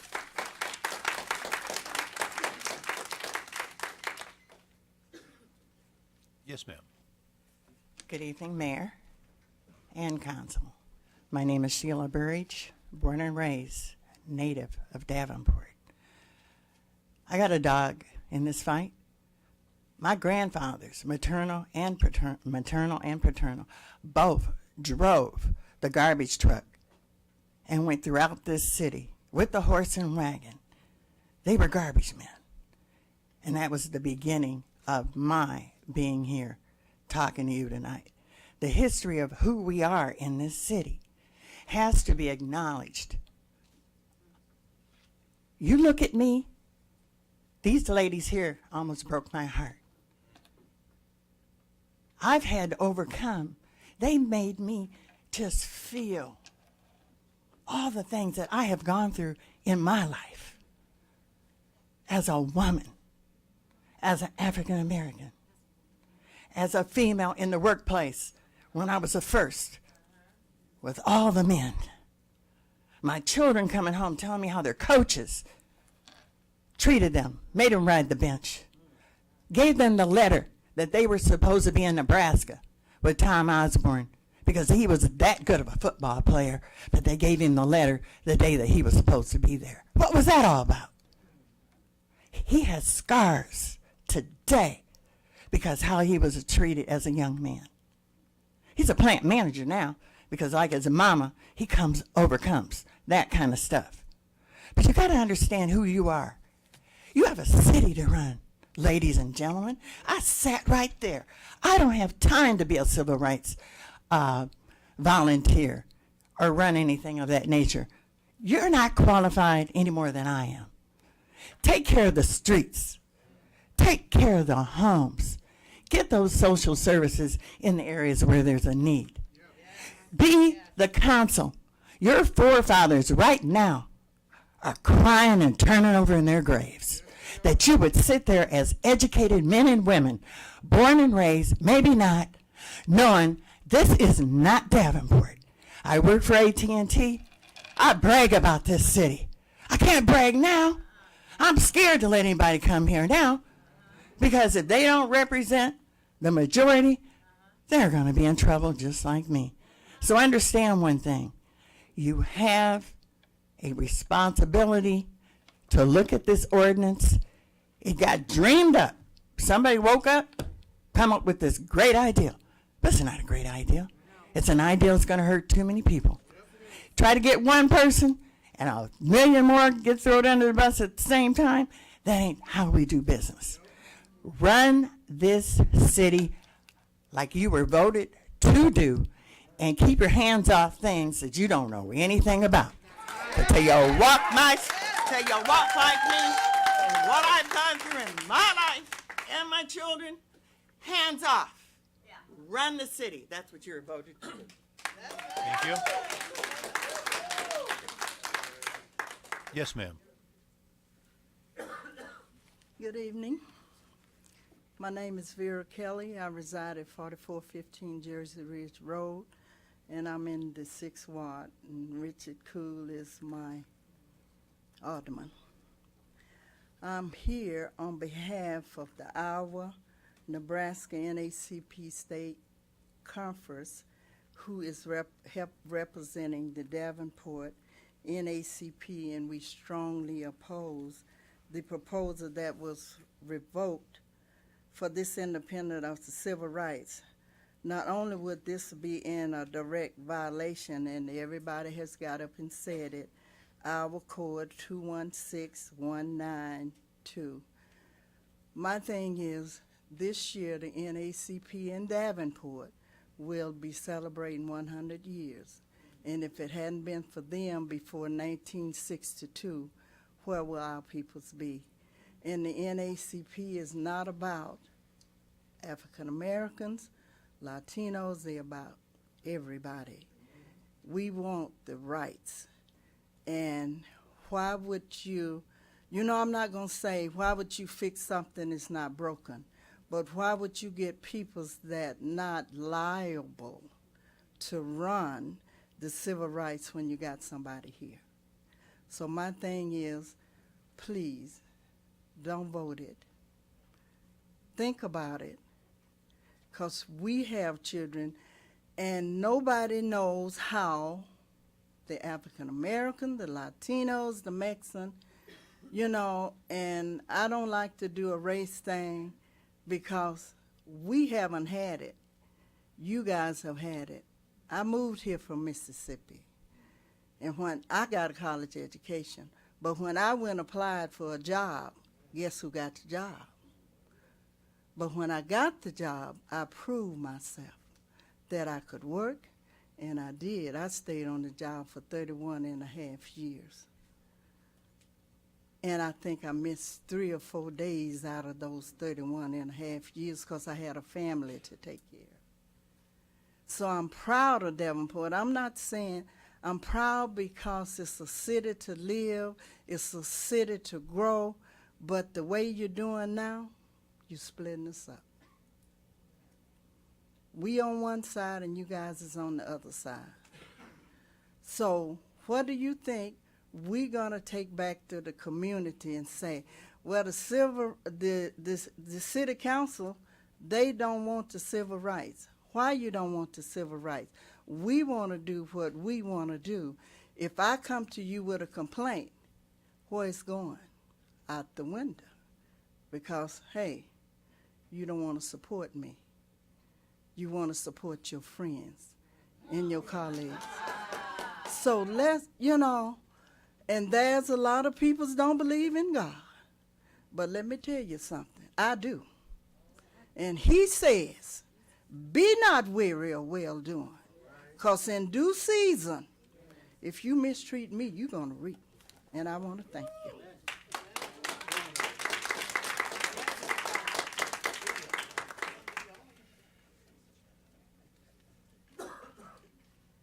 Good evening. I'm Cassandra Irwin. I am in the 6th Ward. I've heard a lot of people come up here and say that they're a so-and-so generation Davenport resident or a native of Davenport. Well, I'm an implant, and I come from Chicago. And people talk a lot about the corruption and the cronyism of Chicago. And things are starting to look very familiar. I stand before you a citizen and a commissioner. This body appointed me to an independent commission early last year. I have been diligent and committed to that independence of that commission since. In that time, I have witnessed an alarming trend of the administration's attempt to infringe on the independence of oversight. First, it was the Levy Commission. The citizens of Davenport made it clear how much we valued the independence of that body. Now we are here to show you the mass opposition to this violation of the state's of Iowa's civil rights law that established the separation and independence of these commissions. The Civil Service Commission meets regularly. It is created pursuant to Iowa Code, which also establishes the process for the governance of the commission. Those processes should be treated with the utmost of care so that we don't have decisions and actions that are undertaken arbitrarily or with bad intent or favoritism. The same is true for the Civil Rights Commission. I'm deeply concerned when I hear about government entities wanting to take over the functions legally assigned to independent commissions and boards. Independent commissions and boards are established for a reason, to ensure that there's no favoritism or political motivations in the awarding and taking away of jobs, contracting, decision-making, and ensure processes free of bias, nepotism, and unfairness. If we don't protect the processes of the commissions that are there to protect the most vulnerable members of our community, we essentially have the government run amok. It's no longer government for the people, by the people. It is then government for the powerful. These commissions are there for a reason, and that reason is to ensure that our community members are protected from politically motivated decision-making. I take my responsibility on the Civil Service Commission very seriously, and so when I see the administration and electeds interfering with our independence, I am very concerned. Specifically, with this proposed amendment, it seems to be an example of the government run amok. You have the powerful attempting to usurp the Commission's authority and control those with less power, rather than ensuring equity and fairness for the community members of Davenport. Thank you. Thank you. Yes, ma'am. Yes. My name is Genevieve Rafferty. I live at Harrison Lofts on Harrison Street in Davenport, Iowa. I was born here. Last week, my civil rights were violated at this meeting in this room when Ms. Tompkins incited to riot by telling the police officer over there, Jeffrey Martin, to remove people from the room. For some reason, he chose me, and he injured my hand. I filed charges against Officer Martin the next day. I have yet to hear from the police chief, who was standing right next to Martin when he attacked me. The internal affairs officer called me. He asked me, what would I like to see done? I said, I want Martin off the streets now.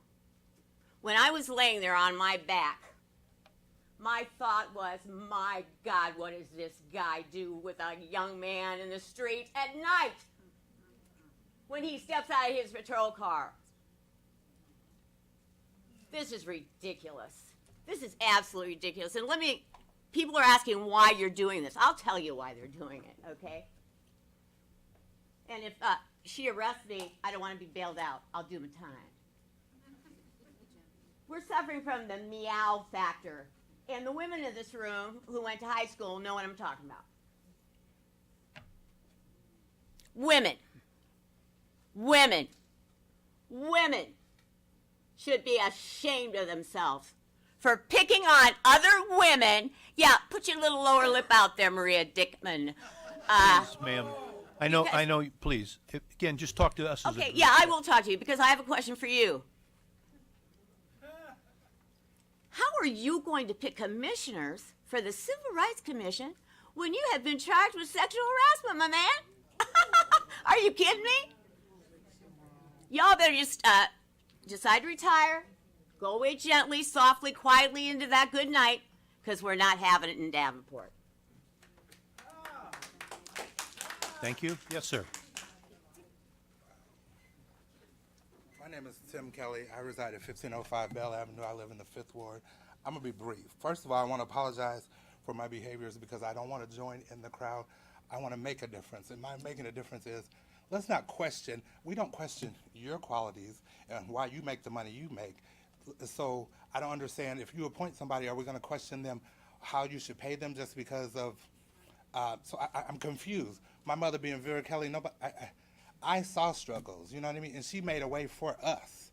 But to question if somebody's capable to do their job, how much money they make, we're not questioning you, Mayor, what your salaries are. We're not questioning anybody on the board what your salaries are. So why is a woman of color being questioned about the money that she's making as opposed to the job that she's doing? So I say to you folks, we're challenging them. I challenge you. We don't turn out to vote. So stay woke and get out and vote, because we put them in office and we can vote them out of office. We'll vote them out too. That's all I have to say. Thank you for your time. Thank you very much, sir. Yes, ma'am?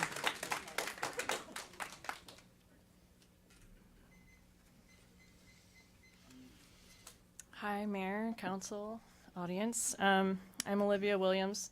This is my last council meeting because I'm moving, unfortunately. So I know I've seen you all a bit before.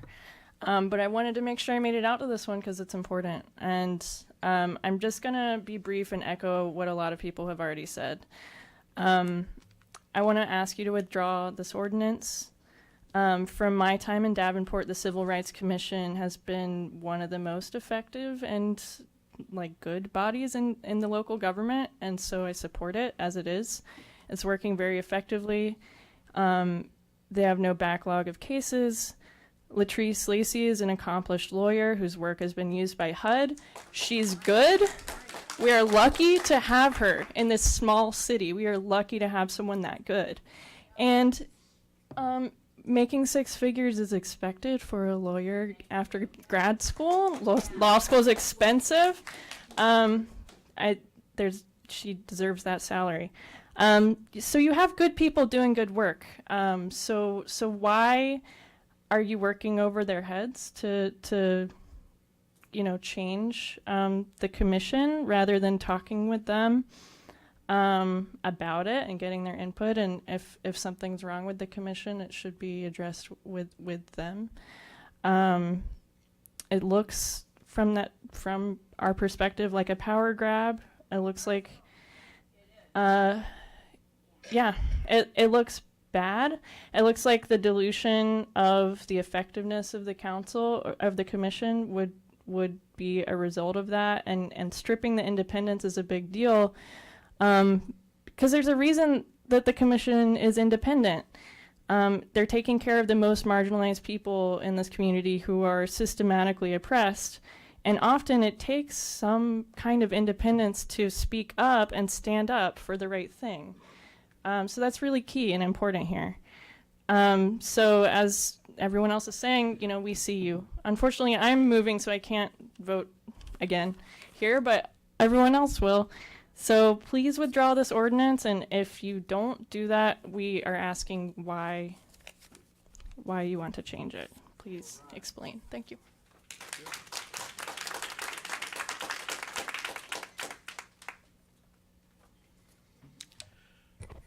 Hi again. My name's Andrew Kiefert, 4th Ward. You've heard these voices, and it's just a select few. I told you last week, please don't put this on our plate as another battle. You don't want it. You don't want it.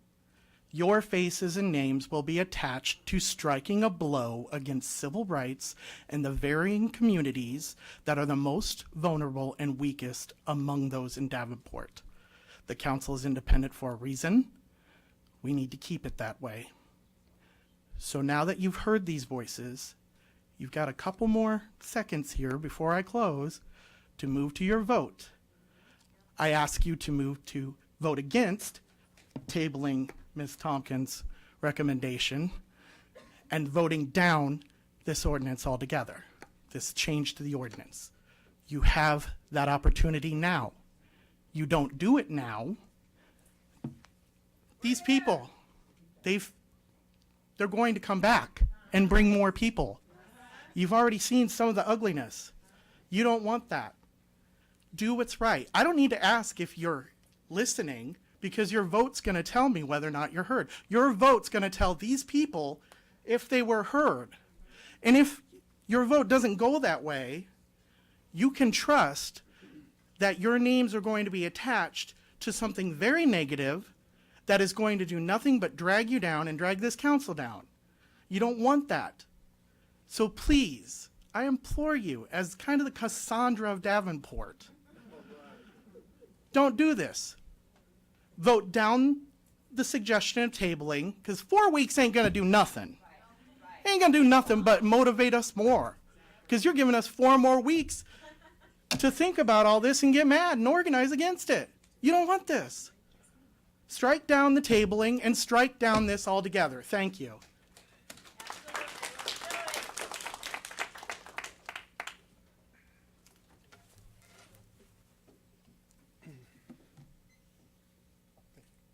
Hello, City Council and Mayor Clip. I'm Andrew Arnold, a proud citizen of Davenport, Iowa. You have just tabled this ordinance to replace the Civil Rights Commission with the Human and Civil Rights Agency for a few more weeks. For those in the audience that do not know, this means that the pressure from the public has brought enough light on the City Council. What this means is that this will eventually go away under the guise of bureaucratic reevaluation. Why wait? The public has shown up. These chambers are rarely this packed with a unified and passionate message. I know, I've sat through enough zoning changes and liquor license approvals by now. It is clear that replacing this commission that has helped our community immensely is not what the public wants. What the public wants is for you to not replace it, but to leave it alone. What the commission does for this community is clear, and you know it. I put to you this: lead. Stand up. Say no. Kill this ordinance. Kill it now. Do not let it die quietly during that time that this ordinance is tabled. Kill it now. I will leave you with this quote. I know your works. You are neither cold nor hot. So because you are lukewarm, I will spew you out of my mouth. Thank you. Thank you.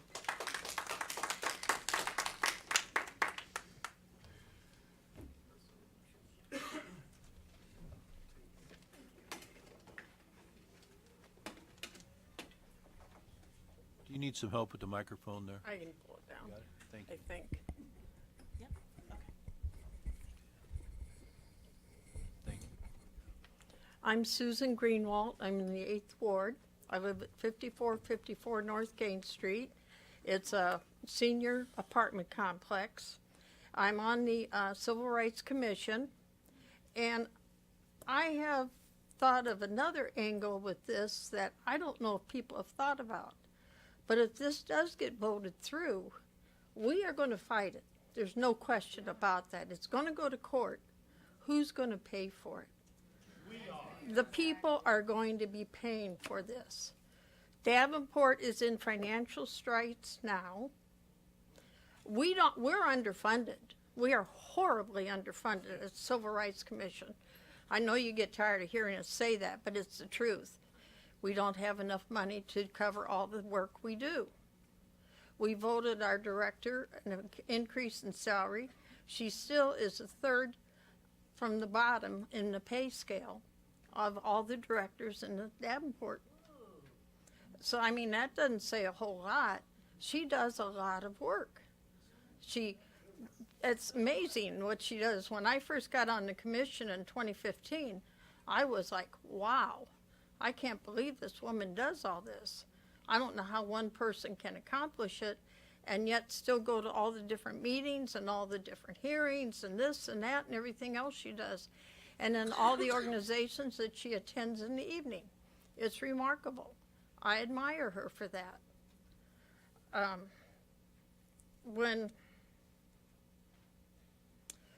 Like I said, if it does go to court, you guys, the city's going to be paying to defend it. Our attorney, who's going to be billing the city, is going to be paying to vote it down. Nobody is going to win, especially the taxpayer. And I think that's something you need to take into consideration, is the monetary costs along with the personal strife, the personal agony, and the suffering that the people have. People think I'm disabled. I'm just inconvenienced. It's not a disability being in a chair. It's just an inconvenience. So thank you. Thank you very much.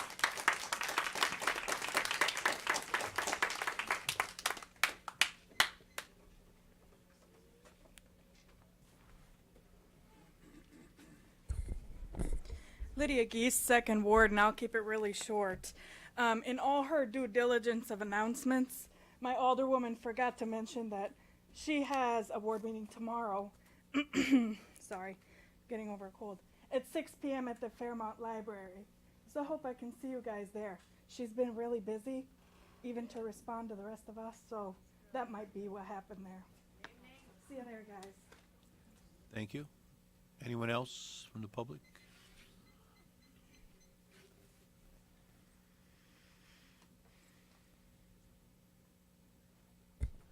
My name is Joseph Obleton in the 4th Ward, and after listening to what everybody else is saying, a question was raised which I really think needs to be answered if you're even going to consider taking this any farther, and that is why. We haven't heard of why, but we've heard about all the other things you want to do instead. If we get an answer for why, then maybe that'll give people the impression that this is not a personal vendetta or we're trying to sneak something by someone in public. Now, the best solution that I could come up with is just vote it down and let's move on. Thank you. Anyone else at this point from the public? It's been moved and seconded for the first consideration. Is there any discussion by any alderman? And we'll start with Alderman McGinnis. Thank you, Your Honor. I'll try to keep it brief as well. As many of you know, I was not here for last week's meeting. I was out of town. Since then, I have viewed the tape of the meeting. I've received and responded to communications from people with a variety of opinions on this matter, and I thank everybody here tonight and those who have contacted me who aren't here about your concerns and your questions about the proposal. I haven't been an alderman for very long, but I've lived in my Davenport neighborhood for 21 years. I've served on city task forces, including one on behalf of the Civil Rights Commission. I've had friends who have served on that commission. I also have served as a commissioner on several city commissions, and I know at times how difficult it can be when you, as a commissioner, rule in a certain way and you feel like everyone's against you, and the powers that be are perhaps against how you ruled. It's very awkward, but I've done it, and so I appreciate that what the commission does is not always comfortable for everyone, but that's their job, and they're doing their job. I want to be very clear on my position of our Civil Rights Commission. I believe that the independence of the commission to educate cases before is of paramount importance. And as an alderman of a ward where there are many residents in protected classes, and as a resident myself of one of the poorest census tracts in the city, it's important to me to have this local resource available as a resource for people that I can't help to assist in any other way, and I have reached out to the commission for that help for them. I like having a staff that understands the local community because they're a part of it. I don't like the idea of contracting out these services, as some of our local Iowa communities have done, and they've legally been able to do that. I don't like that. And so I don't support this ordinance before us. But wait. I'm sorry, I didn't mean to interrupt you, but you have to, but having said that, I do believe we've come to a point, and I'm not sure why, that there may be concerns and differences between some commissioners and some city council. I don't know how we got there. I'm new to this process, but at this point, it doesn't feel healthy. There are many choices tonight before us and before me. There's options that could be offered to move it along, to delete it, to amend it, to table it.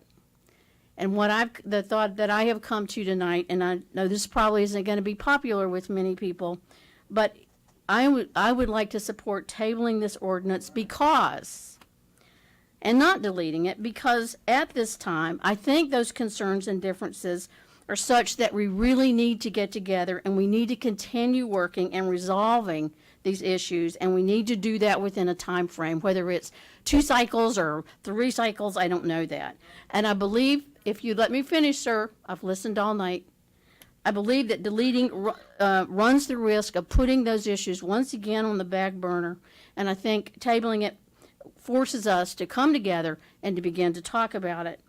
I'm not making this as a motion, but I would really urge that commissioners and council and the public consider a joint task force that allows us to sit together to examine our issues and find common cause that will allow us to move forward with a relationship that better serves the people we represent and whose lives we're here to help make better. Thank you for listening to me. Thank you, Alderman McGinnis. Alderman Tompkins. Thank you, Your Honor. I can't see the numbers, so I just wanted to make sure everybody else. Thank you. If you wouldn't mind just coming back to me so that I could make a motion. I couldn't see where the numbers were, but I want to make sure everybody has an opportunity to speak. Thank you. Alderman Mattson. Thank you, Ms. Tompkins, for that. Thank you, Alderwoman McGinnis, for your comments. I've been on the council 10 years. Only Alderman Ambrose has been longer, and I appreciate everyone, their thoughts, and the staff, and the public, and the people. Civil discourse is part of democracy, and that's why all you guys coming here is a good thing. We need to be educated sometimes on how we do business. To the late, and I apologize, I don't see her, the veteran that's there, wherever she is, thank you for your service. I appreciate it. I was in the Army for over 20 years, and I understand how female soldiers were treated, and it wasn't right, and I appreciate that you're back here today taking part in this. So here we are. I wasn't a fan of this going on the agenda. I didn't think it should have been, but this is where we are, and I respect our rules, and if any 2 aldermen, the mayor, the city administrator want something on the agenda, then that happens, and then we have the discussion, and then we get the public involved. I wish we would have had the commissioners involved ahead of time.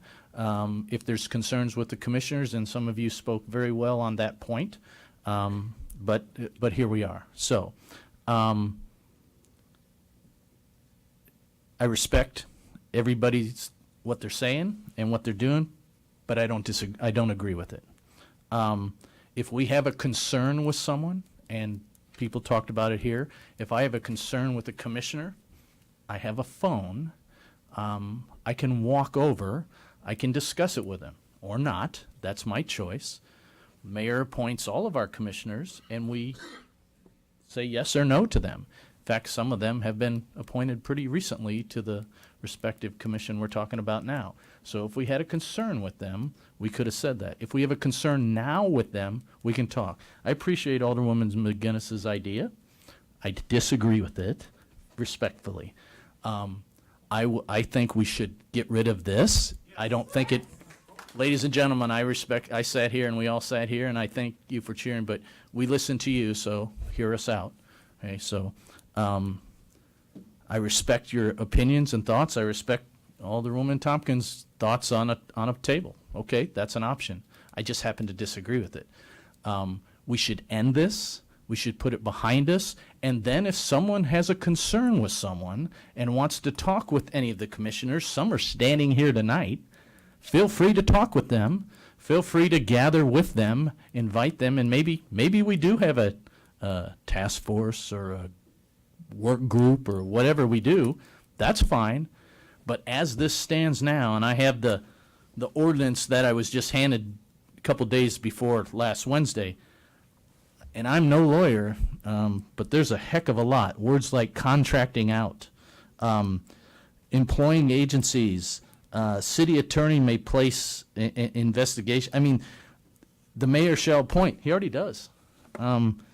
Terms of service. There's a lot of things in here that I don't agree with, and I've just kind of scanned through it now. So end this.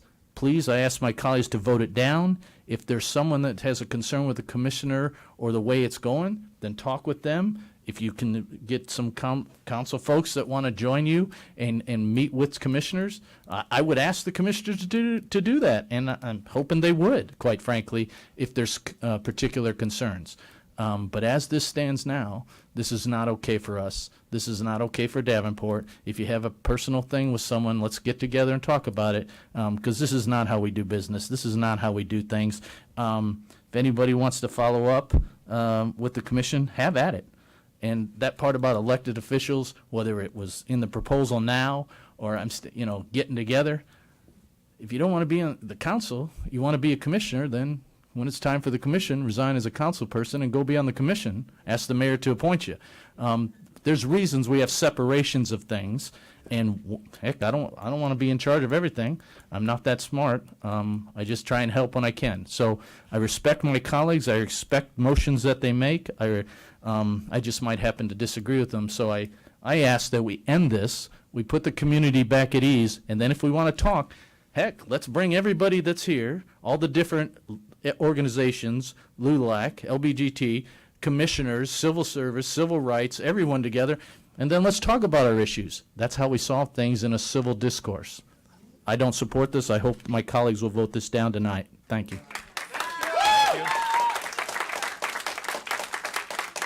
Alderman Rawson.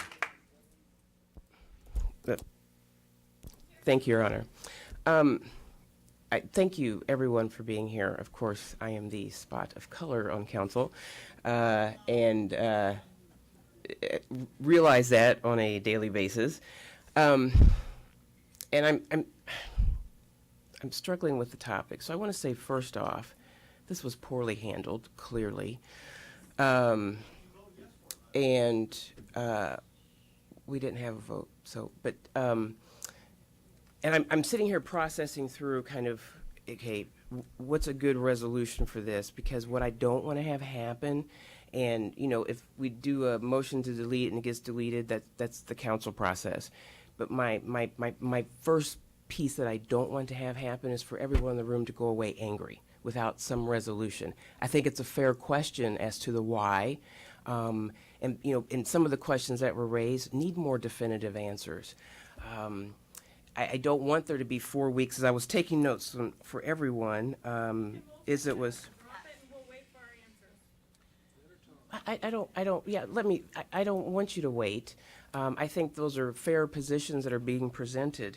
Andrew, but wait, and it may actually end up being a dead thing, because what was actually proposed, and I'm sure I can safely say this, I don't think anyone up here is going to vote for anyway. But when I'm listening to comment, Ladies and gentlemen, please, let her finish. So I think it's a struggle for me. So I think we've forayed into something that's made people very upset. And I don't want to leave that on the table and let that be the feeling that everyone walks away with. So I hear Alderwoman Tompkins and McGinnis. And at least for a space, I think it might be reasonable to sit down with the commission and hear their thoughts, and then have us come back together as a group and either, again, take it off the table, but as a group, so it's not two separate parties across the table. I think that's a fair thing to do, to consider. But thank you. Thank you, Alderman Rawson. Alderman Dickman. Thank you, Your Honor. We are public officials, and you can take criticism with some of the things we've said or done. You can personally... We are public officials. You are within your right to criticize us, to criticize things we've said, we've done. We're also humans. We've made mistakes. We learn, hopefully.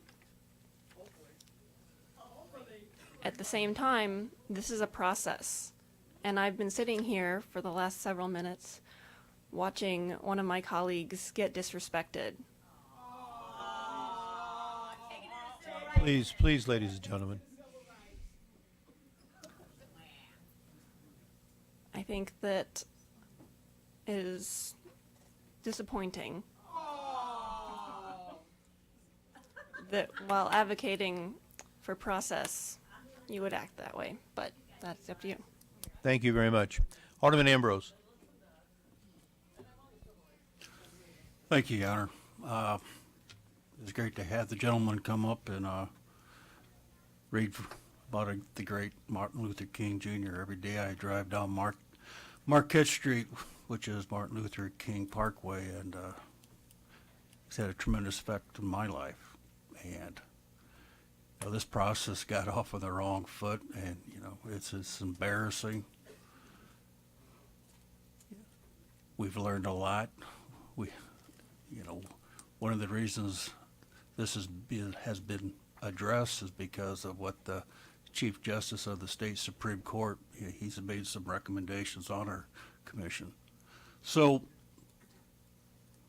I would support Alderman Mattson and, delete this, and let's get the neighborhood and the communities together, the different groups and the commission members, and I think we can do this in a much more civil and engaging process than what we've gone through. So, we could table it, keep the discussion going, but I think the community deserves a clean slate.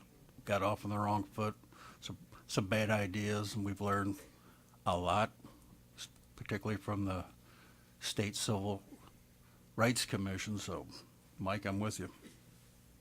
Thank you. Alderman Condon. Thank you, Mayor. I'm just going to reiterate what I said last week. I enjoyed having you guys down here. I enjoy hearing you guys speak. Thank you for coming. It's easy to listen to you because you're reinforcing what I know that we as a community, a city, and a council all believe in. This was not put on the agenda with any malice, and I would support tabling this because what I have said is that a perceived slight in this issue and this time is as bad as an actual slight, and what tabling it will do will force us to continue to have this discussion in public, and hopefully we can continue a more constructive debate after the misstep that we had putting this on the agenda without prior bringing everyone to the table. Thank you. Thank you. Alderman Mattson, and one more shot. Thank you, Your Honor. I just want to make sure no one else is on there to speak. Yeah. There is. Then I'll wait to make. I want to make a motion to delete, but I'll wait till everybody else will speak. I think Alderman Tompkins wanted another shot, so she had said that earlier. She was going to defer hers until later. Alderman Dunn, please. Thank you, Your Honor. I sit here and I want to thank everybody for coming down tonight. This is a tough predicament. This ordinance is terrible. We all know that. But moving forward, if we delete it, what's going to happen? If we table it, what's going to happen? I want to see the conversation continue. I've heard people say that the Civil Rights Department is underfunded, understaffed. I don't know that. And if that truly is the way it is, we need to address that. We need to hear that. So I would like to see the conversation continue to see how we make this process better. Thanks. Thank you. Alderman Kluhl. Thank you, Mayor. Well, we started a conversation last week, and it hasn't been an easy conversation for anybody. I think I'm correct on that. Attorney Malloy said that the proposed proposal to table will lead to weeks more of misery amongst people. Well, welcome to my life. This is what I talked about earlier this evening as we were talking about zoning issues. Making decisions, making just decisions is hard work. It is. For me. It may not be for you. I am going to support tabling this motion. I don't want to put it away because a conversation has begun, and I think it's a very important conversation. And I agree, it's not easy. Democracy is not easy. These are hard conversations, but if we put this away, we're saying, no, it's too big to handle. It's not too big to handle. It's not, and we agree with that. And somebody earlier said that, we're on opposite sides on this. We're not on opposite sides. Everyone up here and everyone out there. Let him speak, please. Let him speak, please. Everyone up here, everyone out there supports an independent civil rights commission.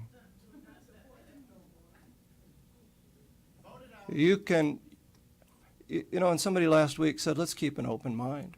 That was for you. That was for you Thank you very much. Please, That let was him for finish me. his comments. And I reflected it to you because I think we all need to keep an open mind. So,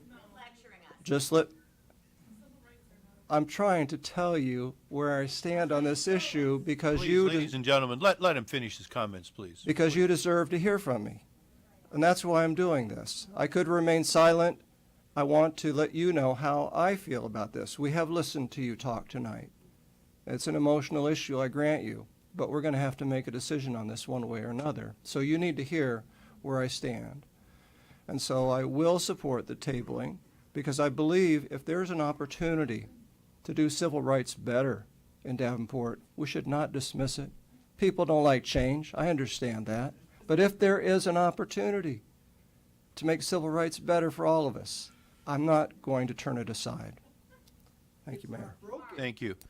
Alderman Tompkins, your first turn on this set here. Thank you. I'd like to make a motion to table this item for 2 cycles, for it to return on, I believe it was September 19th. Thank you. So that we can continue this conversation. And again, as we've said previously, our vision is to continue this with the community, with the commission members, and with council. This is no longer a conversation. It isn't a conversation. You're holding an ordinance over our heads. Is there a second? Our Second. civil rights. Based on the nature of the policy, once there's a motion and a second, we have to vote. So, roll call, please. Kluel, Yes. Tompkins, Yes. Dunn, Yes. Ambrose, Condon, Yes. Rawson, Yes. Dickman, Yes. Mattson, No. Grip, Yes. McGinnis. Yes. 8 yeses, Your Honor, 2 noes. Okay, thank you. We are, One that voted yes, you're on notice. ladies and gentlemen, what the decision here was, I think we're all committed to continuing the conversation. So I think the issue is, nobody feels good about where we are right this minute. I understand from all of you, please let me have one little comment. I think we all understand where you are. We are ultimately, all of us, concerned with human rights and civil rights. And civil rights. Hold on one second, please. And I think it's important that this continue. I'm going to ask that we immediately start discussion with the Civil Rights Commission and the roles represented. I've met just recently myself with the past 2 civil rights directors. We want everybody involved. And I've been told, if it's not broke, don't fix it. So if we deal with that, how do we get everybody involved so we can hear what the issues are? Because there's certain issues that are confusing people at best. So let's get everybody together, and we will bring this forward, and it'll all be discussed in public before anything else can happen. Okay? You didn't need to table to do it. You didn't need to table it to do it. That didn't need to happen. You guys could have voted it down tonight. You didn't. Well, I think this adds a commitment that we will in fact do it for sure. Legislatively, it says we will do it now. And it's not, as one other gentleman made the comment, it just goes away if you table it. This won't go away in this particular case. We're making a commitment to move forward. So thank you all very much. Our next item, we have a resolution approving the financing agreement between the Putnam Museum, Quad Cities Cultural Trust, and the City of Davenport. If there's anybody who would like to leave at this point, please feel free to do that, and we'll complete the last couple items on the agenda.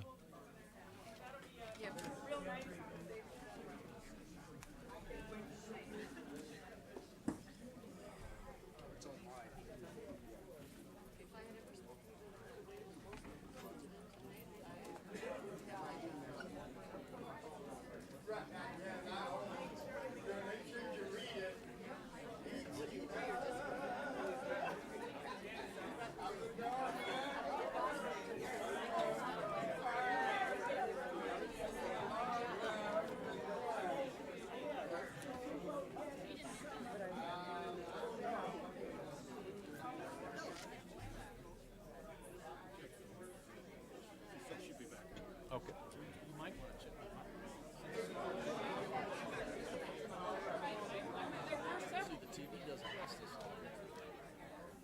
Corey, is the TV still on? TV still on? Thank you. Thank you. Do Thank they you. need a time for the TV? Yeah, definitely. Oh, definitely. open? It's still good? It's still good? I agree. Everybody wants a break. Okay. I think what we're going to do in this transition, we're going to take a 5-minute, 10-minute break, tops 10-minute break. We'll be back at 8:40. 8:40. We'll start again.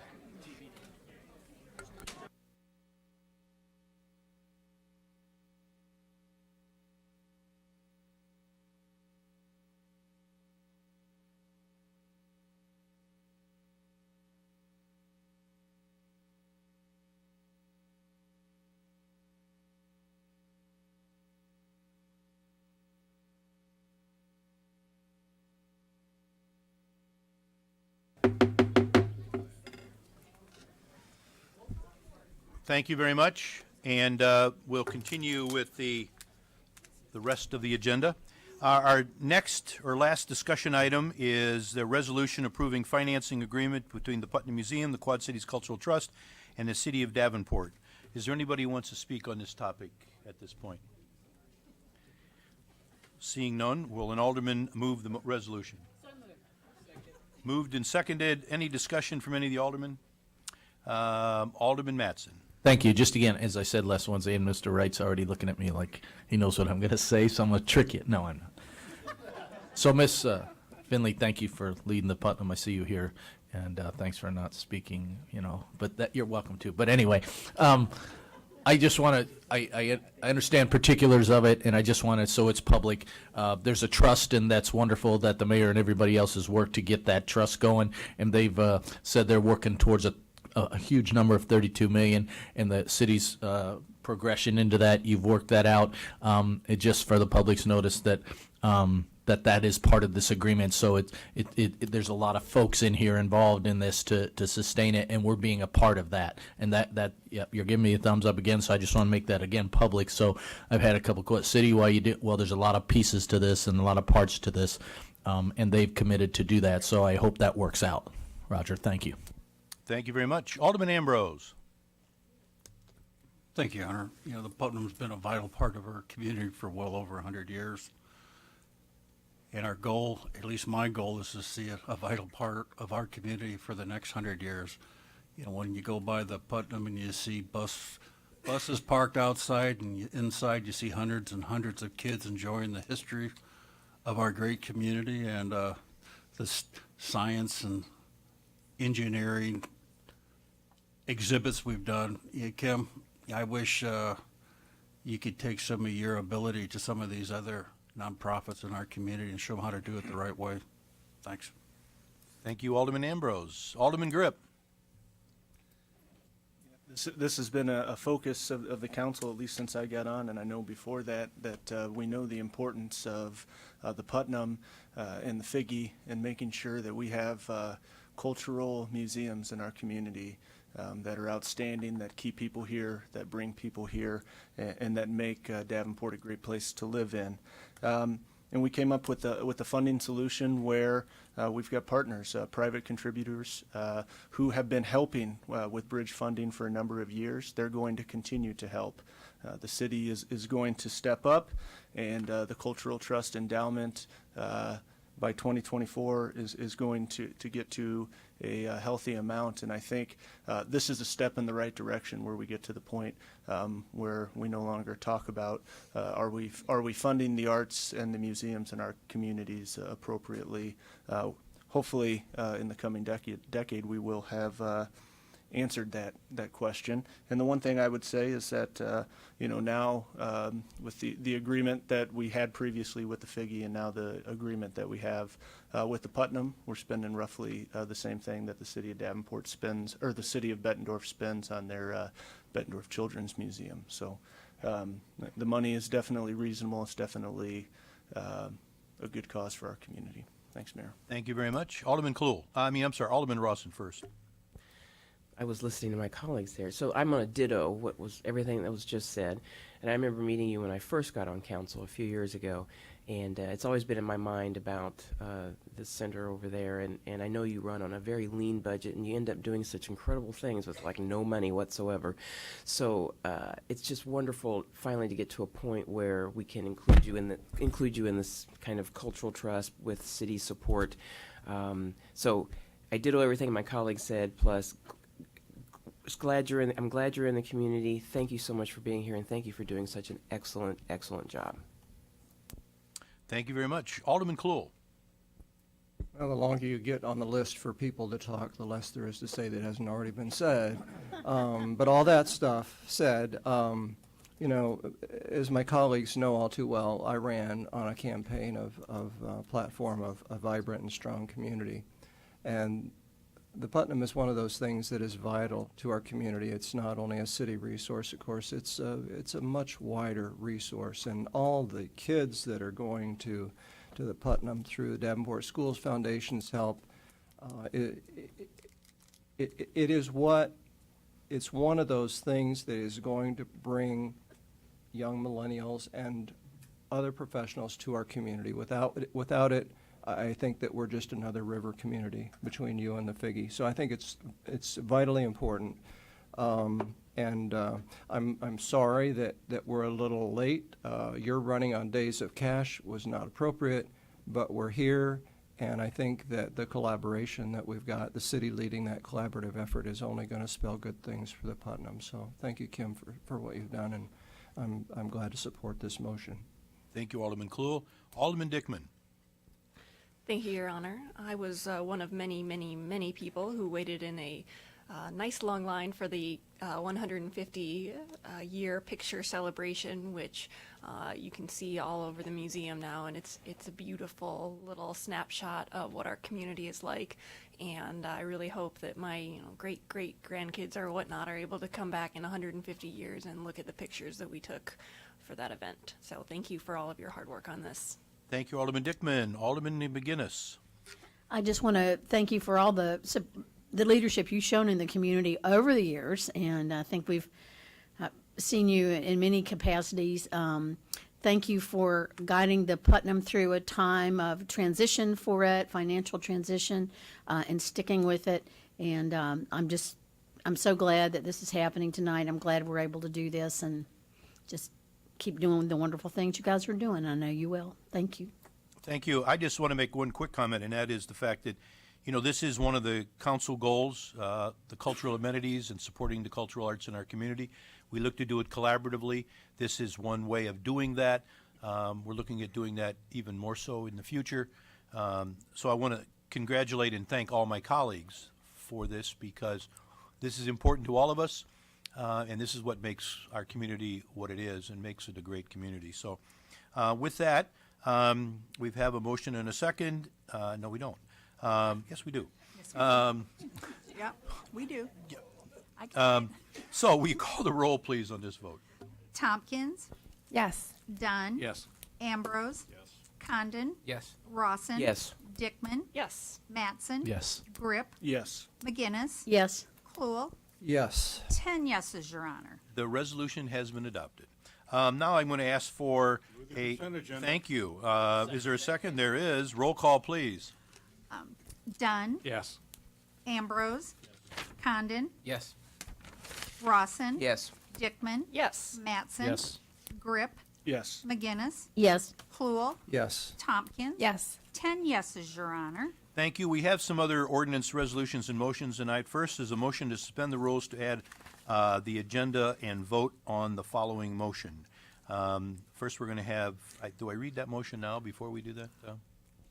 Yeah, you have to vote on that motion first, but Okay. you can read the caption as to what you're adding. Okay, a motion for suspension of the rules has been, oh, no, the caption is, It's for a motion accepting the 2018-2019 AmeriCorps. Year 2 of 3 AmeriCorps program grant from the Corporation for National and Community Services in the amount of $532,677. Thank you. So we're suspending the roll first, so let's have a roll call on the suspension of the rules. Roll call, please. Ambrose. Yes. Condon. Yes. Rawson. Yes. Dickman. Yes. Matson. Yes. Grip. Yes. McGinnis. Yes. Cluel. Yes. Tompkins. Yes. Dunn. Yes. 10 yeses, Your Honor. Now we will have a motion accepting the, as Tom said, the 2018-19 Year 2 of 3 AmeriCorps program grant from the Corporation for the National and Community Service in the amount of $532,677. Anybody from the public want to talk about that? Seeing no one, will an alderman move the motion? It's been moved and seconded, I know. Any discussion by any alderman? Hearing and seeing none, roll call, please. Condon, Yes. Rawson. Yes. Dickman, Yes. Mattson. Yes. Grip, Yes. McGinnis, Yes. Cluel, Yes. Tompkins. Yes. Dunn, Yes. Ambrose. 10 yeses, Your Honor. Thank you. Next, we're going to have a motion to suspend the rules to add to the agenda and vote on an item which is a liquor license for a special event. First, is there a motion to suspend the rules? It's been moved and seconded. Roll call, please, on suspension of the rules. Rawson, Yes. Dickman, Yes. Mattson, Yes. Grip, Yes. McGinnis, Yes. Cluel, Yes. Tompkins. Yes. Dunn, Yes. Ambrose. Yes. Condon. Yes. 10 yeses, Your Honor. Thank you very much. And a motion approving liquor license application for Sippy's Restaurant, 406 West 2nd Street between Ripley and Scott Streets, outdoor area, 6th Annual Gene Price Memorial Car Show, August 11th, license type C liquor. Is any public with comments on that item? Seeing none, will an alderman move the motion? So moved. It's been moved and seconded. Any discussion? Seeing none, roll call, please. Dickman, Yes. Mattson. Yes. Grip, Yes. McGinnis, Yes. Cluel, Yes. Tompkins. Yes. Dunn, Yes. Ambrose. Yes. Condon, Yes. Rawson. Yes. 10 yeses, Your Honor. Thank you. Are there any public with business this evening? Come on up. See this one.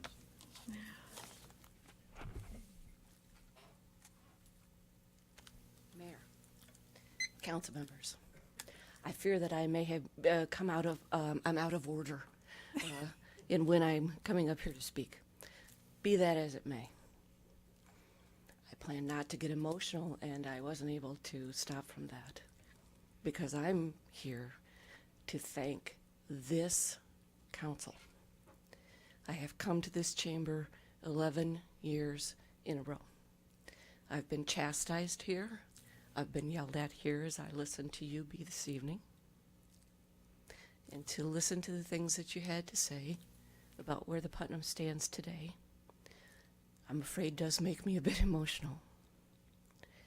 I thank you for your leadership. I thank you for your considered approval of fortifying what I believe is a very important educational and family experience for our community. I think it is a very important institution for the west side of our entire community. Interestingly enough, timing is everything. Timing tonight, one thing, but we are also and have already contracted to bring an exhibit this coming spring called Race, Are We So Different? So in any way, I have already been recruiting community members to serve on a task force in any way that exhibit can be of help in the conversation that went on here this evening prior to my coming up to the podium. That's what the Putnam is here to be. A community conversation place, a springboard for learning. Because of your substantial support partnered with the Cultural Trust and other private entities, I feel certain that it will be an ever more dynamic, doing things that no one would expect, with very little. How much more we'll be able to do with the support you've given for the framework for operating funds. I am so grateful to you, this council. Thank you very much. Thank you. Anybody else from the public? Yes, ma'am.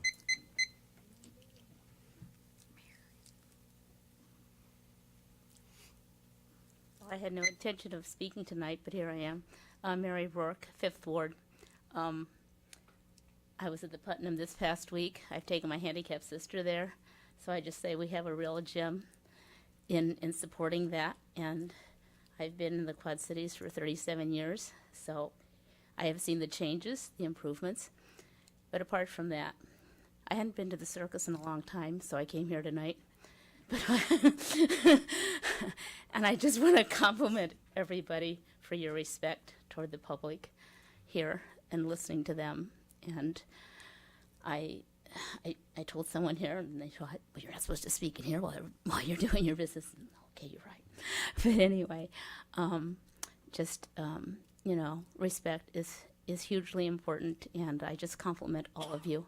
And I told the person I was talking with, I believe every person here has the best interest of the community. These are people with sincerity and integrity. I know some of you better than others, and I just admire your forbearance and your patience. Thank you very much. Anyone else from the public? Are there any other reports of city officials? Is there a motion to adjourn? So moved. Moved and second. All in favor say aye. Aye. Any opposed? I adjourn. This racism back in the trash. Put Mr. Malloy's letter in your boxes and. Old man, Mike.